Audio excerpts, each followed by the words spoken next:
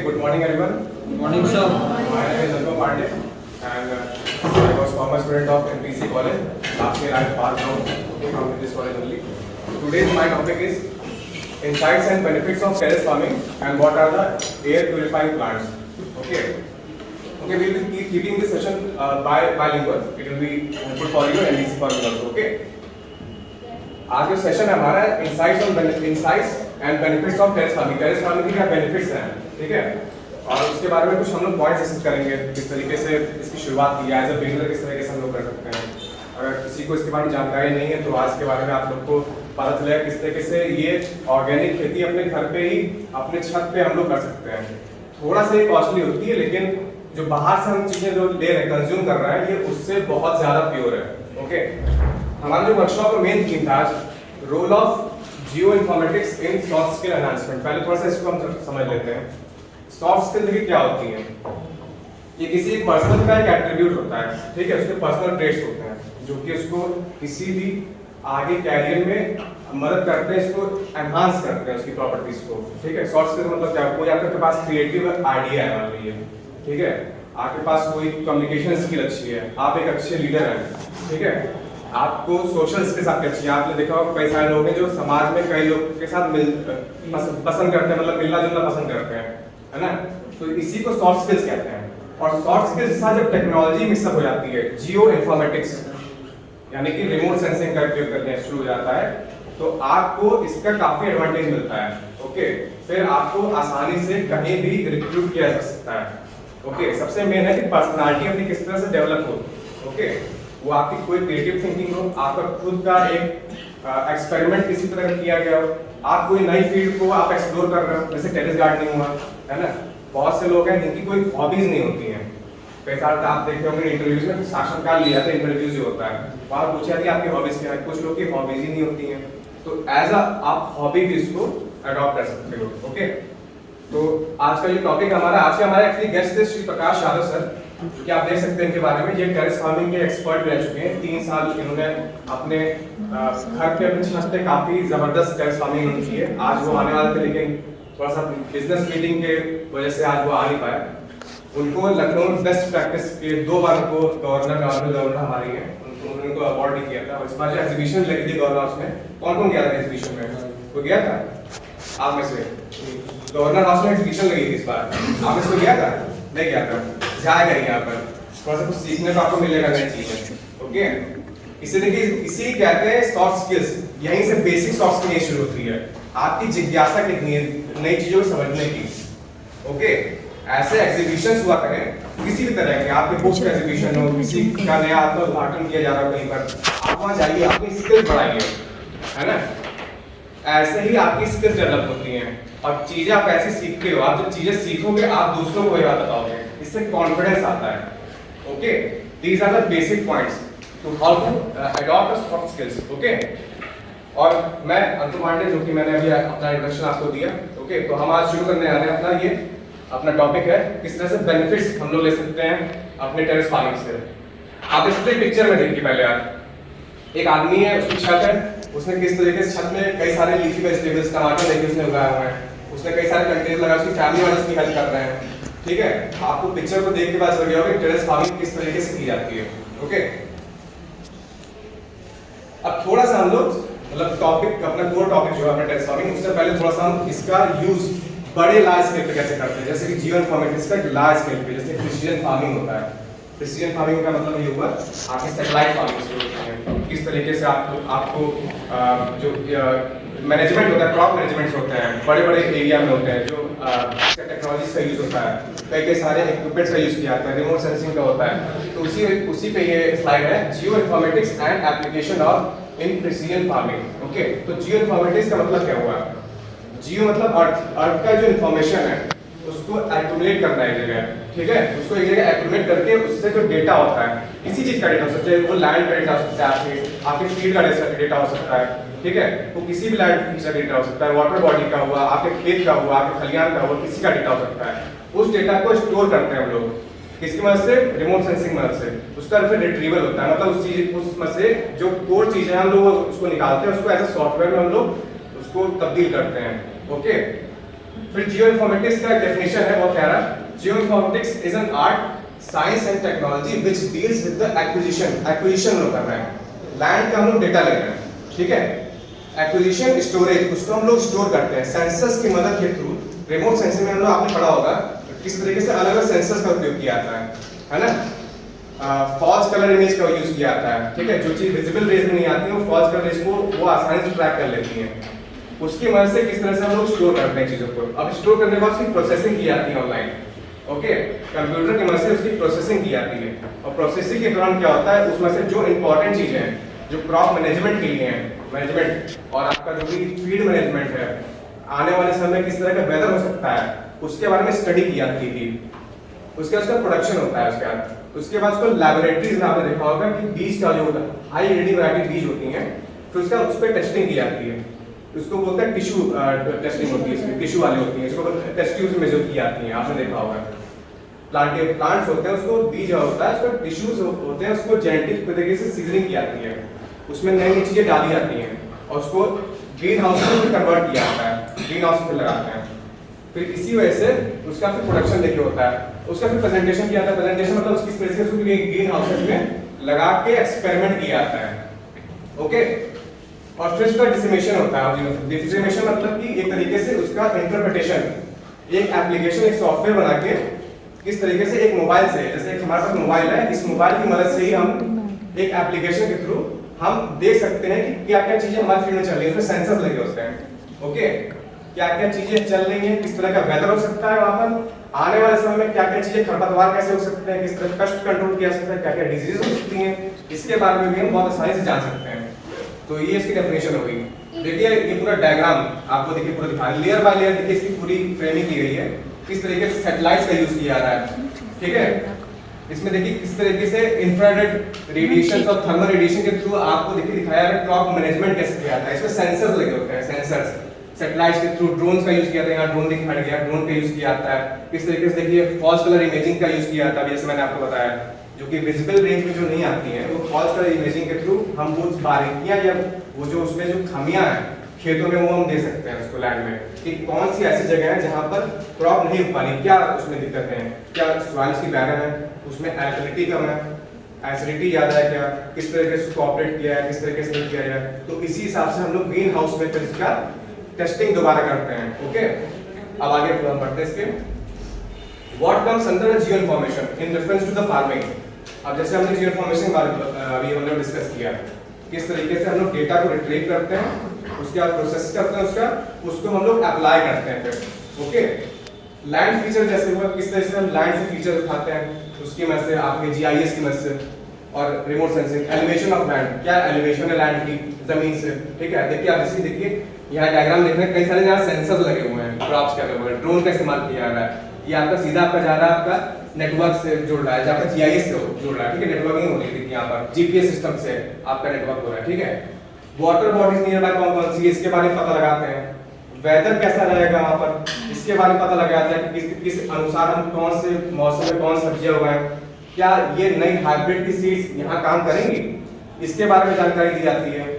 इसी के रिजल्ट्स के दौरान ही पता लगाया जाता है कि ये बीज यहाँ वर्क करेगा कि नहीं करेगा, इस मौसम में करेगा कि नहीं करेगा। मेन इसी का मतलब यही है।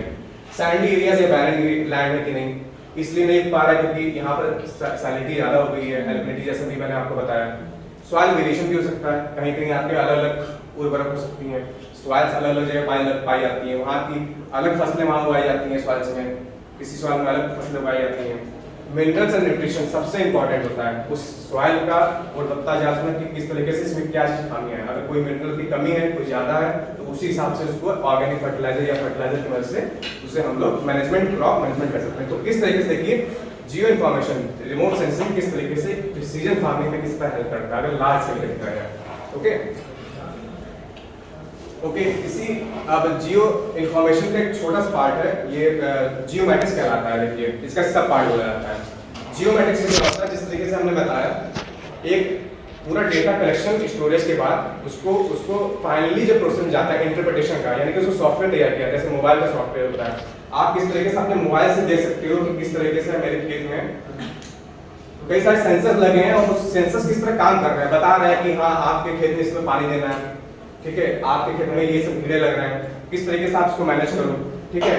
इसी वजह से जियोमेट्रिक्स होता है, ये डील करता है मेनली क्वांटिटेटिव डेटा, ये मोबाइल का थ्रू हो गया, ठीक है। इस तरीके से सॉफ्टवेयर की मदद से हम लोग इसका क्वांटिटेटिव डेटा निकालते हैं और इसके मेन 3 टास्क होते हैं। देखिए, पहली बात जियो डेटाबेस एक बनता है जिसका मैनेजमेंट किया था, जैसे मैंने बताया, एक पूरा डेटाबेस फील्ड का निकाला गया रिमोट सेंसिंग की मदद से, उसका डेटा पूरा तैयार किया, स्टोर किया गया, प्रोसेस किया गया, एक पूरा मैनेजमेंट बनाया गया पूरा, ठीक है, किस तरीके से हम प्रबंधन करें अपने सॉइल का, अपनी क्रॉप का, ठीक है। फिर क्या कहते हैं, एक मॉडल तैयार किया जाता है कि इस मॉडल के थ्रू हम ये प्रैक्टिस करेंगे, इन हम फसलों की यहाँ प्रैक्टिस इस खेत में करेंगे, इन फसलों की प्रैक्टिस हो सकती है और इन सॉइल को हम यहाँ यूज कर सकते हैं उर्वरक को। और जो डेटा मॉडल जनरेट हुआ, अब लास्ट में उसी का एक सॉफ्टवेयर बना दिया जाता है, जिस सॉफ्टवेयर की मदद से हम लोग क्या करते हैं, एक आउटपुट तैयार करते हैं, एक मैपिंग तैयार करते हैं। अभी आपने देखा यहाँ किस तरह से मैपिंग तैयार हुई है, देखिए किस तरह से यहाँ मैपिंग पूरी की गई है, लेयर बाय लेयर मैपिंग हुई है ना। आप देख सकते हैं लेयर बाय लेयर मैपिंग हुई है, किस तरह से उसकी थर्मल लेयर मैपिंग हुई है, उसमें वाटर कहाँ पाया जा रहा है, कहाँ उसमें पेस्टिसाइड लगे हैं, उसकी पूरी लेयरिंग मैपिंग की गई है इससे, ठीक है। तो ये जियो इन्फॉर्मेटिक्स के मेन पार्ट है। और इसमें जैसे टूल्स कुछ होते हैं, आपने रिमोट सेंसिंग अंदर देखा होगा, आईसीटी होता है, इंफॉर्मेशन कम्युनिकेशन टेक्नोलॉजी का यूज होता है, आपका जीपीएस का यूज होता है, जीपीएस का आपका वेदर सिस्टम को पकड़ने के लिए होता है, ठीक है। और आपका रिमोट सेंसिंग सेंसर्स, क्रॉप कौन सी किस तरह से रिएक्ट कर रही हैं, बीज किस तरह से काम कर रहे हैं, सेंसर्स का उपयोग किया जाता है। उसके बाद आता है जीआईएस का, और फिर आता है स्पेशल डिसीजन सपोर्ट सिस्टम। ये मैनेजमेंट, क्रॉप मैनेजमेंट किस तरह से काम करते हैं, ये उसके पार्ट्स हैं, ओके। अब आते हैं कोर टॉपिक पे। अब ये तो हम लोग देखा कि किस तरह से जियो इन्फॉर्मेटिक्स हमारे सॉफ्ट स्किल्स में किस तरह से डेवलप करता है, ठीक है। आने वाला जो फार्मिंग कल्चर है होने वाला है इंडिया में, अभी तो फिलहाल ये काफी अभी दूर है कि जिस तरीके से सेंसर लगाया गया, ये उसी जगह पॉसिबल है जहाँ पर काफी ज्यादा किसान मतलब काफी उन्नत किए हुए हैं, जैसे पंजाब हरियाणा के आप देखेंगे, वहाँ मशीनें कई ज्यादा होती हैं, मशीनें, इंस्ट्रूमेंट्स है, वहाँ पर इक्विपमेंट से टेक्नोलॉजी है, पैसा है वहाँ, इसीलिए ज्यादा लोग तरक्की कर रहे हैं। ये ऑल ओवर मैकेनिकल पूरा समझ लीजिए, इंडिया में और जगह ये अभी पॉसिबल नहीं है, लेकिन हाँ ये फ्यूचर हो सकता है इंडिया का। जिस तरीके से रिमोट सेंसिंग बच्चे हैं, उस तरीके से ये फ्यूचर आप खुद देख सकते हैं कि आप ये आपसे मेरे ख्याल से रिलेटेबल होगा, जो लोग किए होंगे रिमोट सेंसिंग, उनके लिए काफी इंटरप्रिटेशन करने में काफी आसान होगा चीजों का। अब मेन आते हैं हम लोग फार्मिंग पे, टेरेस फार्मिंग पे। टेरेस फार्मिंग एक्चुअली होती क्या है? तो टेरेस फार्मिंग क्या है? ये कल्टीवेशन है, एक सेल्फ कल्टीवेशन है क्रॉप्स का, फूड का, जैसे फ्रूट्स हुए, लीफी वेजिटेबल्स हुए, ठीक है, अपने टेरेस पे, अपने रूफ टॉप पे, ठीक है। इसी को बोला है टेरेस। टेरेस मतलब जो ऊंचाई पे हो, ठीक है, ऊंचाई पे जो फार्मिंग की जा रही है, हम लोग उसी को टेरेस फार्मिंग कहते हैं। अलग अलग क्रॉप्स हुए, अलग अलग फ्रूट्स वेजिटेबल्स हुए, इसको रूफ टॉप या अर्बन गार्डनिंग भी बोलते हैं, या किचन गार्डनिंग जैसे आपने कहा, इसको किचन गार्डनिंग बोलते हैं, ठीक है। तो रूफ टॉप फार्मिंग मेनली आपका ये ग्रीन हाउस की तरह ही बनाई थी। ग्रीन आप देखो कई लोगों के घरों में नेट होती हैं, ग्रीन चादर लोग लगाए रहते हैं, ग्रीन हाउस होती है ना, ग्रीन, उसी को बोलते हैं ग्रीन हाउस नेट फार्मिंग। इसी का अगर एडवांस में जाते हैं लोग टेरेस फार्मिंग जैसे एडवांस जाते हैं तो हाइड्रोपोनिक्स आ जाता है। ये एक कदम और आगे, इसमें टेक्नोलॉजी का यूज होता है, ये थोड़ा सा महंगा है, इसमें लाखों का रुपए इन्वेस्ट होता है, कई सारे इक्विपमेंट्स लगते हैं, इसमें सेंसर होते हैं, इसमें आगे हम डिस्कस करेंगे। फिर आता है एरोफोनिक्स। एरोफोनिक्स तो और भी महंगा होता है, ये यूरोपियन कंट्रीज के एग्रीकल्चर सिस्टम में ज़्यादा यूज होता है एरोफोनिक्स। एरोफोनिक्स का भी हम लोग आगे पढ़ेंगे। एरोडायनामिक सिस्टम होता है, और कंटेनर गार्डन, जो कंटेनर गार्डन मतलब जो हम लोग कंटेनर रखते हैं, इसलिए होती है। केमिकल ड्रम्स जो आते हैं, आपने देखे होंगे कई सारे कंस्ट्रक्शन के, आपके यहाँ भी अगर मकान बन रहा होगा तो केमिकल ड्रम्स आपके यहाँ होते हैं पानी भरने के लिए, जो लेबर लोग पानी भरते हैं इससे। ये केमिकल ड्रम 200 लीटर के आते हैं, 100 लीटर के आते हैं, इसको काट के देखिए बनाया गया है किस तरीके से, और जो ग्रीन देखिए मैटिंग की गई, ऊपर फेंसिंग होती है ग्रीन, किस तरह से इसमें लगाया गया है। अब हिस्ट्री एक देख लीजिए टेरेस फार्मिंग की, कहाँ से एक्चुअली टेरेस फार्मिंग का जो नाम है कहाँ से आया, कहाँ से इसकी बुनियादी शुरुआत कहाँ से हुई। तो टेरेस फार्मिंग की शुरुआत पहली बार इनका सिविलाइजेशन लोग ने की थी, आज से 1415 साल पहले, मतलब 1400-1500 जो ईयर था, इसके बीच में इसकी हुई थी, इनका सिविलाइजेशन वालों ने की थी। ये आपके जो साउथ अमेरिका है, उसका जो पश्चिमी जो भाग है वो एंडीज पर्वत वाला श्रेणी है। आप अगर एटलस में देखें तो साउथ अमेरिका में एंडीज पर्वत वाला श्रेणी है, कि वहाँ इनका सिविलाइजेशन फ्लरिश हुई, और वहां पर इन्होंने पहली बार इस टेरेस फार्मिंग को प्रैक्टिस की। उसके अलावा जो वारी पीपल है, जो पाका नोवा के नाम से जाने जाते हैं, ब्राजील में ये हैं, 1200 साल पहले इन्होंने भी टेरेस फार्मिंग की वहां से शुरुआत की थी। ओके, तो इन्होंने पहली चीज क्या हुआ है कि अपने जैसे आप देख सकते टोमेटो, आलू हुआ, मक्का हुआ, इन्होंने ये सब चीजें उगाना शुरू की थी। जैसे टेरेस फार्मिंग, जैसे मैंने बताया टेरेस मतलब ऊपर की तरफ, जैसे पहाड़ है आपका, ठीक है, एंडीज पर्वत वाला ऊंचा है, ठीक है, काट काट के इसको बनाया गया था। इसकी मदद से क्या होता था कि आपको जब पानी बरसात वहां से होती थी या किस तरह के वो क्रॉप लगाते थे तो उनको इरिगेशन करने के लिए नीचे नहीं जाना पड़ता था, वो अपने आप ही रन डाउन हो जाता था वाटर, ठीक है। इसमें इरिगेशन का इतना ज्यादा वो नहीं, वो कोई दिक्कत नहीं होती थी कि अपने आप से बारिश आ रही है और वाटर अपने आप नीचे नीचे चलता आ रहा है, ठीक है। तो इसी वजह से टेरेस फार्मिंग वहां पर फ्लरिश हुई। इनका सिविलाइजेशन ने पहली बार किया और काफी अच्छा सिस्टम डेवलप था। देखिए टेरेस फार्मिंग इनका सिविलाइजेशन, देखिए इनका ऐसे लोग दिखते थे पहले। अब बोला जाता है कि कोई प्लेग आया था उसकी वजह से पूरे लोग खत्म हो गए, जैसे कि अपना इंडस वैली सिविलाइजेशन का बोला जाता है कि वहां भी एक तरह का भी फ्लड आया था, क्या आया था, वो भी सिविलाइजेशन खत्म हो गई। तो उसका भी एक मतलब कहानी कही जाती है, ठीक है। अब इंडिया की देखिए पर्टिकुलरली बात करें तो इंडिया में टेरेस फार्मिंग की शुरुआत, मॉडर्न टेरेस फार्मिंग शुरुआत का अगर क्रेडिट जाता है तो वो doctor B N Vishwanath ji को जाता है, जो कि father of organic urban terrace gardening बोला जाता है इनको। अभी पिछले साल ही अगस्त में इनका देहांत हो गया, ये बीमार चल रहा था। ये काफी बड़े साइंटिस्ट भी थे, बैंगलोर से रिलेटेड, जैसे आप देख सकते हैं इनके बारे में। ये इन्होंने पीएचडी की है एग्रीकल्चर साइंसेज से और प्रोफेसर भी रहे हैं university of agriculture sciences Bangalore में। तो इनकी मैंने एक बार ब्लॉग में पढ़ा था, इन्होंने बताया था किस तरीके से इनके पास आइडिया किस तरह से आया टेरेस फार्मिंग करने का। ये बता रहे थे जब मैं बैंगलोर में रहता था, जब मैं पढ़ता था वहाँ पर, तो किस तरीके से वहाँ अर्बनाइजेशन धीरे धीरे शुरू हुआ, वहाँ पेड़ काटने शुरू कर दिए गए। जब ये कॉलेज जाया करते थे तो इनको बड़ी सफोकेशन होती थी, डस्ट इतनी जाती थी और देख रहे थे वहाँ पर कई सारी एयरबॉर्न डिजीजेज बहुत ज़्यादा फैलने लगी। तो इन्होंने ट्राई किया क्यों ना हम लोग अपने घर को घेर लें कम से कम पेड़ों से, ताकि हम लोग जहाँ रह रहे हैं वहाँ पर हमें अच्छी एयर ऑक्सीजन हमें मिल सके। तो धीरे धीरे क्या किया इन्होंने, फिर गार्डनिंग शुरू कर दी, नए नए इन्होंने फल फूल लगाना शुरू कर दिए। तो आगे देखिए इनके बारे में क्या पढ़ सकते हैं, किस तरह से इन्होंने स्टार्ट किया था। डॉक्टर विश्वनाथ जो है वो एग्रीकल्चरिस्ट, वो ट्रेनर भी थे, बच्चों को सिखाते भी थे किस तरह गार्डनिंग की जाए, वो एक्सपर्ट भी थे इसमें। और एक देखिए ट्रस्ट चलता है, गार्डन सिटी फार्मर ट्रस्ट के नाम से चलता है। और एक इन्होंने एक वर्कशॉप इन्होंने चलाई थी जब इन्होंने शुरुआत की थी, ऊटा फ्रॉम ए ठूटा। ठूटा का मतलब वो फूड और ठूटा का मतलब वो garden, food from A garden. ये बैंगलोर में है, वहाँ की नेटिव भाषा है। तो ये क्वार्टरली वेबिनार हुआ करता था, वर्कशॉप, सॉरी क्वार्टरली वर्कशॉप हुआ करती थी। बच्चों के सिखाया करते थे किस तरीके से आप टेरेस फार्मिंग कर सकते हो। ओके, आप ऑर्गेनिक चीजों का इस्तेमाल करके आप किस तरीके से बाहर की जो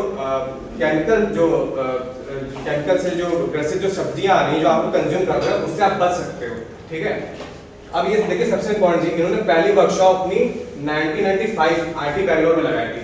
जब ये वहाँ टीचर थे तो इन्होंने अपनी पहली वर्कशॉप 1995 मतलब आज से कम से कम 20 साल पहले सोचते इन्होंने टेरेस फार्मिंग शुरू कर दी थी। कोई सोच नहीं सकता होगा 20 साल पहले भी ऐसा कुछ हुआ रहा होगा। 20 साल पहले इन्होंने वर्कशॉप अपनी लगाई और वहाँ पर इन्होंने अपना वर्कशॉप को दिखाया। इनकी दो लाइन बहुत प्यारी मुझे लगी, in my entire life I have visited the hospital twice. सिर्फ 2 बार मैं हॉस्पिटल गया। ऑर्गेनिक का देखिए क्या महत्व होता है, अब आपको धीरे धीरे पता चलेगा। आप जो चीज कंज्यूम कर रहे हो, आपके घरों में सब्जियां आती हैं, आप कभी देखते हो मार्केट में गए होगे तो ठेले वाले बोलते हैं ये तो देसी है, ये तो देसी टमाटर, देसी पालक, देसी। आप देसी से कितना इंडिया खिलाओगे आखिर? वो सिर्फ झूठ बोलते हैं आपको, वो केमिकल से ग्रसित पूरी सब्जियां होती हैं। आप खुद अपने घर में ट्राई करिएगा, आप टमाटर मान के लेके आइए या अपनी लौकी लेके, आप हल्के से चाकू से उसको पील करिए ना, उसमें से वैक्स निकलेगा। कभी ट्राई करिएगा, आप लोग ट्राई करिए वैक्स निकलेगा, और जो वैक्स निकलेगा ना तो आप उसको माचिस लगाएंगे वो जल जाएगा। वो बहुत से लोग क्या करते हैं, सब्जियां बाहर से जब लाते हैं तो सिंक होती है, सिंक को बंद कर देते हैं, उसमें पानी भर के गर्म पानी, सब्जियां डाल देते हैं, 2 चम्मच वो लोग नमक डाल देते हैं, सोचते हैं कि इससे हम लोग खा लेते हैं जो भी फर्टिलाइजर, जो भी केमिकल फर्टिलाइजर वो बाहर कर। ऐसा नहीं होता, क्योंकि वो चीजें ऑलरेडी उसमें पड़ चुकी हैं, उसके अंदर जा चुकी है और हम लोग कंज्यूम भी कर रहे हैं। वो किसी को नहीं पता होता कि हमारे बगल में जो आदमी बैठा है वो दिख तो स्वस्थ बना है, लेकिन अंदर क्या क्या बीमारियां लेके बैठा है। ये होता है। आप कहीं सुनते होंगे कि अच्छे खासे चल रहे थे, पता नहीं अचानक से क्या हो गया, है ना? सुनते हो गया आप जगह। तो देखिए किस तरीके से ऑर्गेनिक चीजों को कंज्यूम करना और एक आप केमिकल चीजों कंज्यूम कर रहे हो तो आपकी लाइफ देखिए किस तरह से वो ऑल्टर कर रहा है, किस तरह से आपकी लाइफ बना रहा है और ऑर्गेनिक किस तरह से आपकी लाइफ को बढ़ा रहा है। ठीक है, इन्होंने कहा था it is important to make sustainable communities. He argues importing food is second slavery. इन्होंने कहा कि जब इस सस्टेनेबल कम्युनिटी, इन्होंने पहली बार, मैं अगर सही कहूँ तो आत्मनिर्भर की बात इन्होंने पहले कर दी थी, मोदी से पहले। किस तरह से हम लोग खुद सेल्फ रिलायंट हो जाएं, इनका कहने का मतलब था खुद ही हम क्यों ना गार्डनिंग करना शुरू करें, खुद ही ऑर्गेनिक का क्यों ना यूज हम करना शुरू करते हैं, क्योंकि ऑर्गेनिक के बहुत फायदे हैं। थोड़ा सा ये महंगा है, लेकिन आप जो प्योरिटी ले रहे हो ना, इनटेक कर रहे हो ना, वो बिल्कुल ही अलग स्तर पे होगी। अब एज अ बिगिनर कुछ माइंड ब्लॉगिंग कुछ क्वेश्चंस आते हैं कि किस तरीके से how to start terrace farming as a beginner. अगर आप देखें, कुछ लोग पूछते हैं कि यार टेरेस फार्मिंग हम यूट्यूब पे देखते हैं, टीवी पे देखते हैं, किस तरह से शुरुआत करें, ये महंगी तो नहीं होगी, इसमें क्या क्या इक्विपमेंट्स लगेंगे। कुछ लोग बोलते हैं व्हाट क्या क्या इक्विपमेंट्स के रिक्वायर्ड होंगे, हम कैसे ग्रो कर सकते हैं टेरेस में, क्या टेरेस पे ग्रो हो सकती है चीजें, यस इट इज पॉसिबल, कैसे ग्रो कर सकते हैं। और सबसे इंपॉर्टेंट क्वेश्चन तो ये होता है, मेरे ख्याल सबका नजर आखिरी वाले पे होगी, पैसा कमा सकते हैं कि नहीं होता है ना, can we generate money, yes we can generate money. ये भी हम आगे देखेंगे किस तरीके से हम लोग इससे मनी भी जनरेट कर सकते हैं। ओके, तो ये कुछ इसके बेसिक क्वेश्चंस थे। ओके, तो शुरुआत करते हैं दिस, तो हम किस तरीके से स्टार्ट कर सकते हैं। ये कुछ पॉइंट्स हैं टेरेस फार्मिंग के बिगिनर्स के लिए, किस तरीके से वो अपना कुछ स्टेप्स को फॉलो करके वो अपना अच्छा खासा टेरेस पे स्टार्ट भी कर सकता है सब्जी उगाना, और उसको आने वाले समय में, मतलब उसका जब काफी अच्छा खासा फ्लरिश हो जाएगा, वो उसको एज अ कमर्शियल भी बेच सकता है, उससे कमा भी सकता है। Gather all the material you will need, आपको पहले कुछ चीजें, बेसिक चीजें चाहिए होंगी जो आपको टेरेस में मदद करेगी। पॉट्स हुए, ट्रे हुए, सीड्स हुए, मैन्यूर खाद हुए, ठीक है, गार्डनिंग कुछ टूल्स होते हैं, सॉइल होता है, वो भी हम आगे देखेंगे स्लाइड्स में। फिर क्या होता है, प्लान आउट करना होता है। अब कुछ चीजें देखिए, आपके जहाँ सनलाइट आती है वहाँ पर कुछ लीफी वेजिटेबल्स होनी चाहिए, जहाँ सनलाइट नहीं आती वहाँ कुछ और रख सकते हो। एक प्लानिंग होती है पूरी तरीके से, ऐसा नहीं कहीं भी कोई चीज उठा कहीं कर दिया, ठीक है। आपके यहाँ ड्रेनिंग पूरा सिस्टम बना हुआ है घर के ऊपर, छत पे, कहाँ कहाँ पानी यहाँ आ रहा है, इस तरह से आप पानी को भी वेस्ट नहीं करके आप पानी को डाइवर्ट कर सकते हो। छत का पानी भी किस तरह से आप उसमें डाल कर सकते हो, ठीक है। किस तरीके से प्लान आउट करते हैं, how do you place your pots, proper spacing किस तरह दे रहे हो, keep drainage system in mind, sunlight आ रही है कि नहीं आ रही है, प्रॉपर उसको पानी आ रहा है कि नहीं आ रहा है, ठीक है, उसको छांव मिल रही है कि नहीं, पेड़ों को मिल रही है। तीसरा, आप सॉइल प्रिपेयर करना। सॉइल एक बहुत बेसिक न्यूट्रिएंट है जो कि हर पेड़ के लिए समझ लीजिए उसकी आत्मा होती है। गुड क्वालिटी सॉइल किस तरह से हम मिक्सअप कर सकते हैं, केमिकल फ्री सॉइल कैसे हम, ऑर्गेनिक किस तरह सॉइल घर पे ही बना सकते हैं, अभी वो आगे हम देखेंगे इसमें स्लाइड्स में। फिर आता है चौथा पॉइंट, चूज द वेजिटेबल्स। अगर आप बिगिनर हैं तो स्टार्ट में आप 2 या 3 वेजिटेबल्स आप स्टार्ट कर सकते हैं। आपके अगल बगल नर्सरीज हैं, नर्सरीज आपको हाई यील्डिंग वैरायटीज के सीड्स आपको आसानी से प्रोवाइड करा देती है। वो सिर्फ दिखाते हैं पैकेट पे 60 के 70 के, लेकिन वो मुश्किल से 15 से 20 रुपए का एक पैकेट होता है, 15 से 20 रुपए का पैकेट होता है। आप अपने घर में भी उसको आराम से कर सकते हैं, लगा सकते हैं। जैसे कि टोमेटो हुआ, कैरेट्स हुए, ओनियन हुए, रेडिश हुआ, कैप्सिकम, बीन्स हुआ, ये सब आप आराम से अपने घर में लगा सकते हैं। आलू प्याज का, आलू और प्याज तो आप मार्केट से भले आप ले सकते हो, कोई वाली बात नहीं, आलू की बिल्कुल जगह है, क्योंकि एक ट्रे में आलू कितना ही उगेगा। लेकिन लीफी वेजिटेबल्स तो आप उगा सकते हो आराम से। लीफी वेजिटेबल्स हुआ, आपके मेडिसिनल प्लांट्स हुए, एरोमेटिक प्लांट्स हुए, आप आराम से उगा सकते हो छत पे। प्लांट हाइजीन केयर, जैसे आप देखिए छोटे बच्चों के लिए केयर किया जाता है, हमारे घर में बुजुर्ग लोग होते हैं, छोटे बच्चे हुए, आपके पेट्स हुए, उनको देखभाल आप करते हो, उनको थोड़ा सा खाना पीना खिलाते हो, पानी देते हो, वैसे भी पेड़ों को भी आपको इसी तरह देखभाल करनी पड़ेगी। अगर आप चाहते हैं कि वो अच्छा ग्रो हो, अच्छा दिखे, अच्छा आप खा सकते हो, ठीक है। यू कैन, तो प्लांट्स के hygiene, you can use pesticides to keep them away. अब यहाँ पेस्टिसाइड्स का मतलब ये नहीं हुआ कि हम लोग केमिकल यूज करें, मतलब ऑर्गेनिक का मतलब ही क्या हुआ, पेस्टिसाइड वाला यूज करेंगे जो लोग हम लोग आपका नेचुरल होगा। Okay, make sure to natural pesticide, किसने लिखा है नेचुरल पेस्टिसाइड्स ही होनी चाहिए इसमें। जैसे नीम ऑयल हुआ, बेकिंग सोडा की यूज हुआ, कुकिंग ऑयल हम यूज कर सकते हैं, ठीक है। और काफी सारे ऐसे हम खुद भी चीज बना सकते हैं, अभी हम आगे देखेंगे स्लाइड्स में कि आप उसको घर की जो आपकी चीजें, आपकी चाय पत्ती हुई, आपका कॉफी हुई, आप उससे भी अच्छे खासे आप फर्टिलाइजर बना सकते हो। राख होती है लकड़ी की, आप उससे भी अच्छे खासे फर्टिलाइजर बना सकते हो। जो आपने देखो सर्दी में पाला पड़ता है, मतलब कि ओस पड़ती है, उससे पेड़ मर जाते हैं, खराब हो जाते हैं। आप अगर थोड़ा सा अगर जो लकड़ी का जो कोयला का बुरादा होता है ना, उसको आप छान लो छन्नी से, उस लकड़ी बुरादे को पेड़ों पर छिड़क दो ना, वो उसके लिए समझ लीजिए संजीवनी बूटी की तरह है। वो आपके पेड़ को कभी पाला नहीं लगने देंगे, कभी उसमें कोई खरपतवार नहीं जमेगी। हाँ, स्प्रिंकल कर दिए इसको। और कभी आपके पेड़ कभी मरेंगे नहीं, इसमें क्लोरोफिल हमेशा से बरकरार रहेगी। ओके, क्योंकि क्लोरोफिल ही मेन है, क्योंकि वही फोटोसिंथेसिस में वर्क करती है।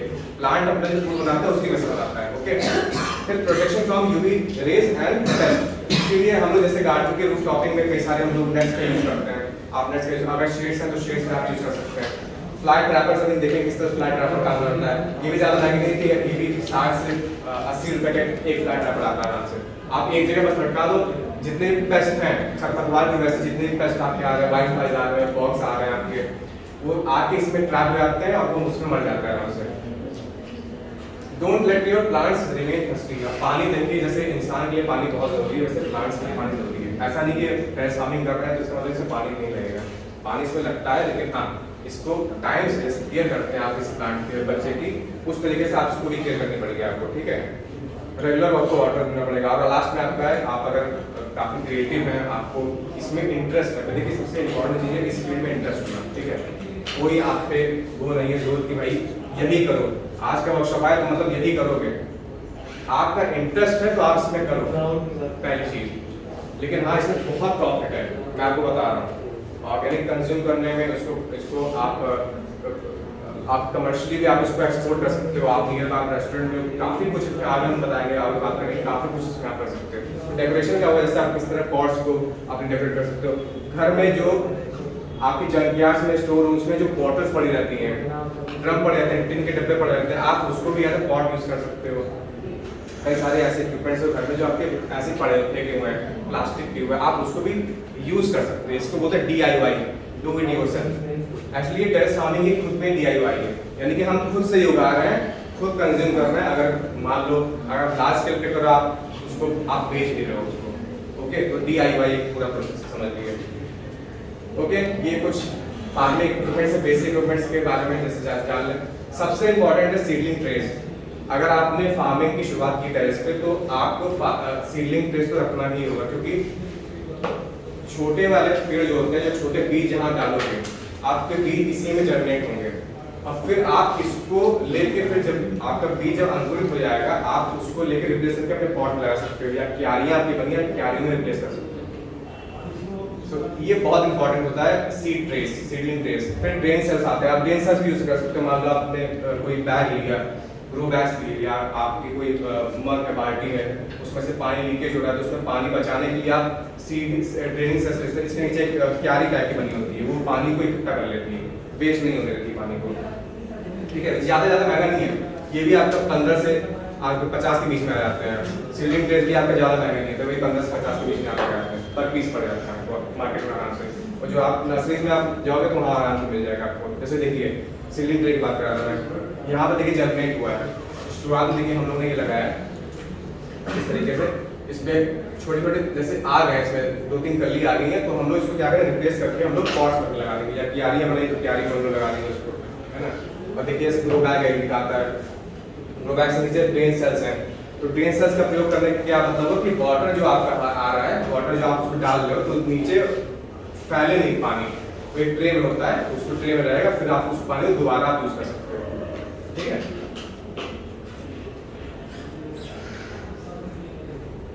अब देखिए सॉइल्स का बड़ा इंपॉर्टेंट होता है। जब जैसे हमने सॉइल बताया, सॉइल एक बेसिक एमिनिटी है। इसमें सॉइल प्लांट्स और अलग अलग प्लांट्स वेजिटेबल्स आप प्लांट्स लगा रहे हो, तो उसके लिए उसकी एलिनिटी और सैलिनिटी आपको, एलिनिटी और एसिडिटी आपको पता चाहिए, कौन से पेड़ की कौन से सॉइल की एलिनिटी ज़्यादा होनी चाहिए, कौन से एसिडिटी ज़्यादा होनी चाहिए। ठीक है, उसका कैसे पता चलता है, pH से पता चलता है, यानी पोटेंशियल ऑफ हाइड्रोजन स्केल होती है ना, pH की स्केल 0 से 14 होती है, तो 7 से मतलब कम होगा तो एसिडिक होगा, 7 से ज़्यादा होगा तो आपका ये आपका बेसिक होगा, 7 लीटर वाला होता है। तो ज़्यादा से ज़्यादा प्लांट अगर देखा है, लीफी वेजिटेबल जो होती है वो 6 से 7 के बीच में होती है, मतलब वो एसिडिक सॉइल वो मांगती हैं आपका। ठीक है, एसिडिक सॉइल अगर नहीं हुई, मान लीजिए आपकी एसिड की डिफिशियंसी हो गई, तो देखिए आपके प्लांट्स, कोई प्लांट होगा तो उसकी लीव्स देखिए इस तरह ग्रीनिश, थोड़ा येलो ग्रीनिश आपकी होने लगेगी, कन्वर्ट होने लगेगी। इसका मतलब कि आपके में डेफिशिएंसी आ रही है, आपके में सॉइल में एसिड की जरूरत है। एक से पूरा कर दीजिए। Okay, good morning everyone. Morning sir. My name is Anupam Pandey and I was former student of MPC college. Last year I passed out, okay, from this college only. Today's my topic is insights and benefits of terrace farming and what are the air purifying plants. Okay. Okay, we will be keeping this session bilingual. It will be helpful for you and easy for you also. Okay.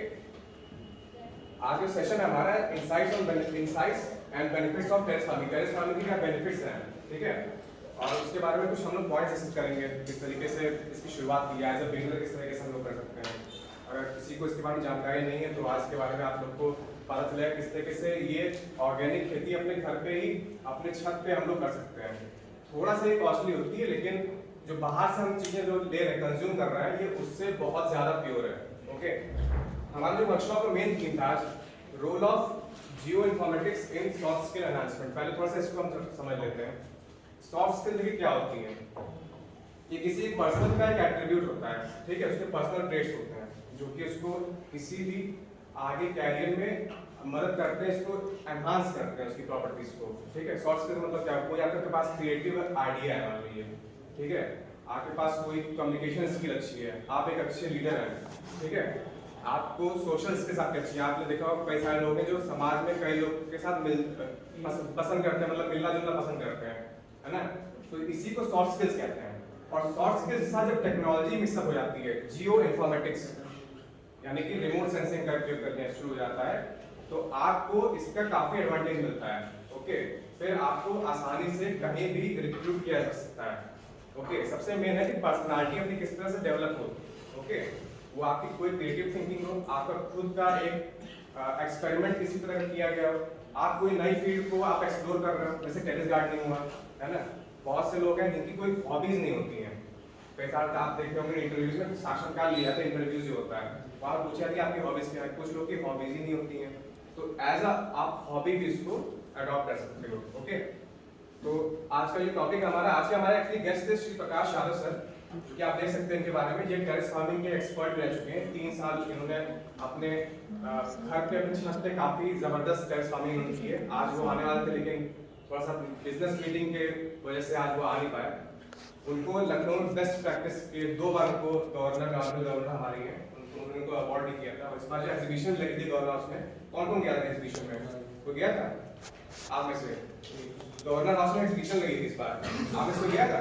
नहीं गया था, जाएगा ही यहाँ पर, थोड़ा सा कुछ सीखने को आपको मिलेगा नई चीजें। ओके, इसे देखिए, इसी कहते हैं सॉफ्ट स्किल्स। यहीं से बेसिक सॉफ्ट स्किल शुरू होती है, आपकी जिज्ञासा कितनी है नई चीजों को समझने की।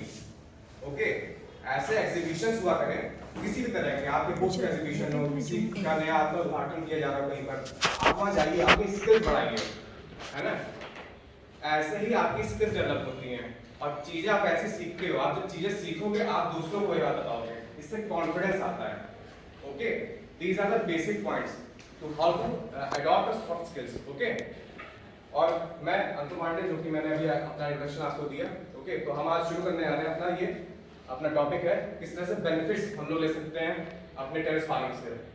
आप इस पिक्चर में देखिए, पहले आप एक आदमी है, उसकी छत है, उसने किस तरीके से छत में कई सारे लीफी वेजिटेबल्स, टमाटर देखिए उसने उगाए हुए हैं, उसने कई सारे कंटेनर लगाए, उसकी फैमिली वाले उसकी हेल्प कर रहे हैं, ठीक है। आपको पिक्चर को देख के पता चल गया होगा कि टेरेस फार्मिंग किस तरीके से की जाती है। ओके, अब थोड़ा सा हम लोग मतलब टॉपिक, अपना कोर टॉपिक जो है अपना टेरेस फार्मिंग, उससे पहले थोड़ा सा हम इसका यूज बड़े लार्ज स्केल पे कैसे करते हैं, जैसे कि जियो इन्फॉर्मेटिक्स का लार्ज स्केल पे, जैसे प्रिसीजन फार्मिंग होता है। प्रिसीजन फार्मिंग का मतलब ये हुआ आपके सैटेलाइट फार्मिंग शुरू होते हैं, किस तरीके से आपको जो मैनेजमेंट होता है, क्रॉप मैनेजमेंट होते हैं, बड़े बड़े एरिया में होते हैं, जो टेक्नोलॉजीज का यूज होता है, कई सारे इक्विपमेंट्स का यूज किया जाता है, रिमोट सेंसिंग का होता है। तो उसी पे ये स्लाइड है, geo informatics and application of in precision farming. Okay, तो जियो इन्फॉर्मेटिक्स का मतलब क्या हुआ? जियो मतलब अर्थ का जो इन्फॉर्मेशन है उसको एक्यूमुलेट करना है एक जगह, ठीक है, उसको एक जगह एक्यूमुलेट करके उससे जो डेटा होता है, किसी चीज का डेटा हो सकता है, वो लैंड का डेटा हो सकता है, आपके फील्ड का डेटा हो सकता है, ठीक है, वो किसी भी लैंड का डेटा हो सकता है, वाटर बॉडी का हुआ, आपके खेत का हुआ, आपके खलियान का हुआ, किसी का डेटा हो सकता है।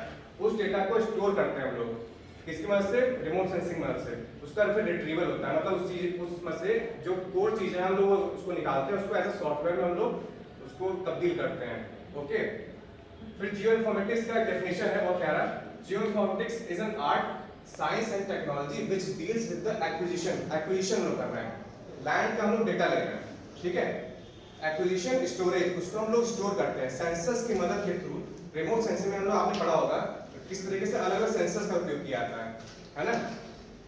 फॉल्स कलर इमेज का यूज किया जाता है, ठीक है। जो चीज विजिबल रेज में नहीं आती है वो फॉल्स कलर रेज को वो आसानी से ट्रैक कर लेती है।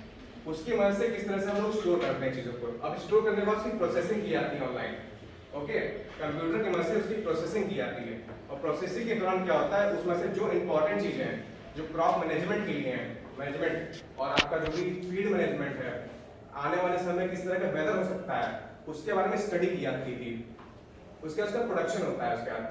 उसके बाद उसको लैबोरेटरीज में आपने देखा होगा कि बीज का जो हाई यील्डिंग वैरायटी बीज होती हैं, फिर उसका उस पर टेस्टिंग की जाती है। उसको बोलते हैं टिश्यू टेस्टिंग होती है, इसमें टिश्यू वाली होती है, इसको टेस्ट ट्यूब्स में जो की जाती हैं, आपने देखा होगा। प्लांट्स होते हैं, उसको बीज होता है, उसको टिश्यूज होते हैं, उसको जेनेटिक तरीके से सीजनिंग की जाती है, उसमें नई नई चीजें डाली जाती हैं और उसको ग्रीन हाउस में कन्वर्ट किया जाता है, ग्रीन हाउस में लगाते हैं। फिर इसी वजह से उसका फिर प्रोडक्शन देखिए होता है, उसका फिर प्रेजेंटेशन किया जाता है। प्रेजेंटेशन मतलब उसकी स्पेस से ग्रीन हाउसेस में लगा के एक्सपेरिमेंट किया जाता है, ओके। और फिर उसका डिसिमेशन होता है। डिसिमेशन मतलब कि एक तरीके से उसका इंटरप्रिटेशन, एक एप्लीकेशन, एक सॉफ्टवेयर बना के किस तरीके से एक मोबाइल से, जैसे एक हमारे पास मोबाइल है, इस मोबाइल की मदद से ही हम एक एप्लीकेशन के थ्रू हम देख सकते हैं कि क्या क्या चीजें हमारे फील्ड में चल रही है। उसमें सेंसर्स लगे होते हैं, ओके। क्या क्या चीजें चल रही हैं, किस तरह का वेदर हो सकता है वहां पर, आने वाले समय में क्या क्या चीजें, खरपतवार कैसे हो सकते हैं, किस तरह पेस्ट कंट्रोल किया जा सकता है, क्या क्या डिजीज हो सकती हैं, इसके बारे में भी हम बहुत आसानी से जान सकते हैं। तो ये इसकी डेफिनेशन हो गई। देखिए ये पूरा डायग्राम आपको देखिए पूरा दिखा लेयर बाय लेयर, देखिए इसकी पूरी फ्रेमिंग की गई है, किस तरीके से सैटेलाइट्स का यूज किया जा रहा है, ठीक है। इसमें देखिए किस तरीके से इंफ्रारेड रेडिएशन और थर्मल रेडिएशन के थ्रू आपको देखिए दिखाया है क्रॉप मैनेजमेंट कैसे किया जाता है। इसमें सेंसर्स लगे होते हैं, सेंसर्स सैटेलाइट्स के थ्रू ड्रोन्स का यूज किया जाता है। यहाँ ड्रोन दिखाया गया, ड्रोन का यूज किया जाता है। किस तरीके से देखिए फॉल्स कलर इमेजिंग का यूज किया जाता है, जैसे मैंने आपको बताया, जो कि विजिबल रेंज में जो नहीं आती हैं वो फॉल्स कलर इमेजिंग के थ्रू हम वो बारीकियां या वो जो उसमें जो खामियां हैं खेतों में वो हम दे सकते हैं उसको लैंड में, कि कौन सी ऐसी जगह है जहां पर क्रॉप नहीं उग पा रही, क्या उसमें दिक्कत है, क्या सॉइल्स की बैरन है, उसमें एल्कलिटी कम है, एसिडिटी ज्यादा है, क्या किस तरीके से कोऑपरेट किया है, किस तरीके से नहीं किया जाए। तो इसी हिसाब से हम लोग ग्रीन हाउस में फिर इसका टेस्टिंग दोबारा करते हैं, ओके। अब आगे बढ़ते हैं इसके। What comes under Jio information in reference to the farming. अब जैसे हमने जियो इन्फॉर्मेशन के बारे में अभी हम लोग डिस्कस किया, किस तरीके से हम लोग डेटा को रिट्रीव करते हैं, उसके बाद प्रोसेस करते हैं, उसको हम लोग अप्लाई करते हैं फिर, ओके। लैंड फीचर जैसे हुआ, किस तरह से हम लैंड से फीचर उठाते हैं, उसकी मदद से आपके जीआईएस की मदद से, और remote sensing, elevation of land, क्या एलिवेशन है लैंड की जमीन से, ठीक है। देखिए आप इसी देखिए यहाँ डायग्राम देख रहे हैं, कई सारे जहाँ सेंसर्स लगे हुए हैं, क्रॉप्स के अलग अलग, ड्रोन का इस्तेमाल किया जा रहा है, ये आपका सीधा आपका जा रहा है आपका नेटवर्क से जुड़ रहा है, जहाँ पर जीआईएस से जुड़ रहा है, ठीक है। नेटवर्किंग हो रही है यहाँ पर, जीपीएस सिस्टम से आपका नेटवर्क हो रहा है, ठीक है। वाटर बॉडीज नियर बाय कौन कौन सी है इसके बारे में पता लगाते हैं, वेदर कैसा रहेगा वहाँ पर इसके बारे में पता लगाते हैं कि किस अनुसार हम कौन से मौसम में कौन सब्जियां उगाएं, क्या ये नई हाइब्रिड की सीड्स यहाँ काम करेंगी, इसके बारे में जानकारी दी जाती है। इसी के रिजल्ट्स के दौरान ही पता लगाया जाता है कि ये बीज यहाँ वर्क करेगा कि नहीं करेगा, इस मौसम में करेगा कि नहीं करेगा। मेन इसी का मतलब यही है। सैंडी एरियाज या बैरन लैंड है कि नहीं, इसलिए नहीं पा रहा है क्योंकि यहाँ पर सैलिनिटी ज़्यादा हो गई है, एल्कलिनिटी जैसा भी मैंने आपको बताया। सॉइल वेरिएशन भी हो सकता है, कहीं कहीं आपके अलग अलग उर्वरक हो सकती हैं, सॉइल्स अलग अलग जगह पाई जाती हैं, वहाँ की अलग फसलें वहाँ उगाई जाती हैं सॉइल्स में, किसी सॉइल में अलग फसलें उगाई जाती हैं। मिनरल्स एंड न्यूट्रिशन सबसे इंपॉर्टेंट होता है, उस सॉइल का गुणवत्ता जांचना कि किस तरीके से इसमें क्या खामियां हैं, अगर कोई मिनरल की कमी है, कोई ज़्यादा है, तो उसी हिसाब से उसको ऑर्गेनिक फर्टिलाइजर या फर्टिलाइजर की मदद से उसे हम लोग मैनेजमेंट क्रॉप मैनेजमेंट कर सकते हैं। तो इस तरीके से देखिए जियो इन्फॉर्मेशन, रिमोट सेंसिंग किस तरीके से प्रिसीजन फार्मिंग में किस तरह हेल्प करता है अगर लार्ज स्केल पे देखा जाए, ओके। ओके इसी अब जियो इन्फॉर्मेशन का एक छोटा सा पार्ट है, ये जियोमेटिक्स कहलाता है। देखिए इसका सब पार्ट हो जाता है। जियोमेटिक्स में क्या होता है, जिस तरीके से हमने बताया, एक पूरा डेटा कलेक्शन स्टोरेज के बाद उसको फाइनली जब प्रोसेस जाता है इंटरप्रिटेशन का, यानी कि उसको सॉफ्टवेयर तैयार किया जैसे मोबाइल का सॉफ्टवेयर होता है। आप किस तरीके से अपने मोबाइल से देख सकते हो कि किस तरीके से मेरे खेत में कई सारे सेंसर्स लगे हैं और उस सेंसर्स किस तरह काम कर रहे हैं, बता रहे हैं कि हाँ आपके खेत में इसमें पानी देना है, ठीक है, आपके खेत में ये सब कीड़े लग रहे हैं, किस तरीके से आप इसको मैनेज करो, ठीक है। इसी वक्त जियोमेट्रिक्स होता है, ये डील करता है मेनली क्वांटिटेटिव डेटा, ये मोबाइल का थ्रू हो गया, ठीक है। इस तरीके से सॉफ्टवेयर की मदद से हम लोग इसका क्वांटिटेटिव डेटा निकालते हैं और इसके मेन 3 टास्क होते हैं। देखिए, पहली बात जियो डेटाबेस एक बनता है जिसका मैनेजमेंट किया था, जैसे मैंने बताया, एक पूरा डेटाबेस फील्ड का निकाला गया रिमोट सेंसिंग मदद से, उसका डेटा पूरा तैयार किया, स्टोर किया गया, प्रोसेस किया गया, एक पूरा मैनेजमेंट बनाया गया पूरा, ठीक है, किस तरीके से हम प्रबंधन करें अपने सॉइल का, अपनी क्रॉप का, ठीक है। फिर क्या कहते हैं, एक मॉडल तैयार किया जाता है कि इस मॉडल के थ्रू हम ये प्रैक्टिस करेंगे, इन हम फसलों की यहाँ प्रैक्टिस इस खेत में करेंगे, इन फसलों की प्रैक्टिस हो सकती है और इन सॉइल को हम यहाँ यूज कर सकते हैं उर्वरक को।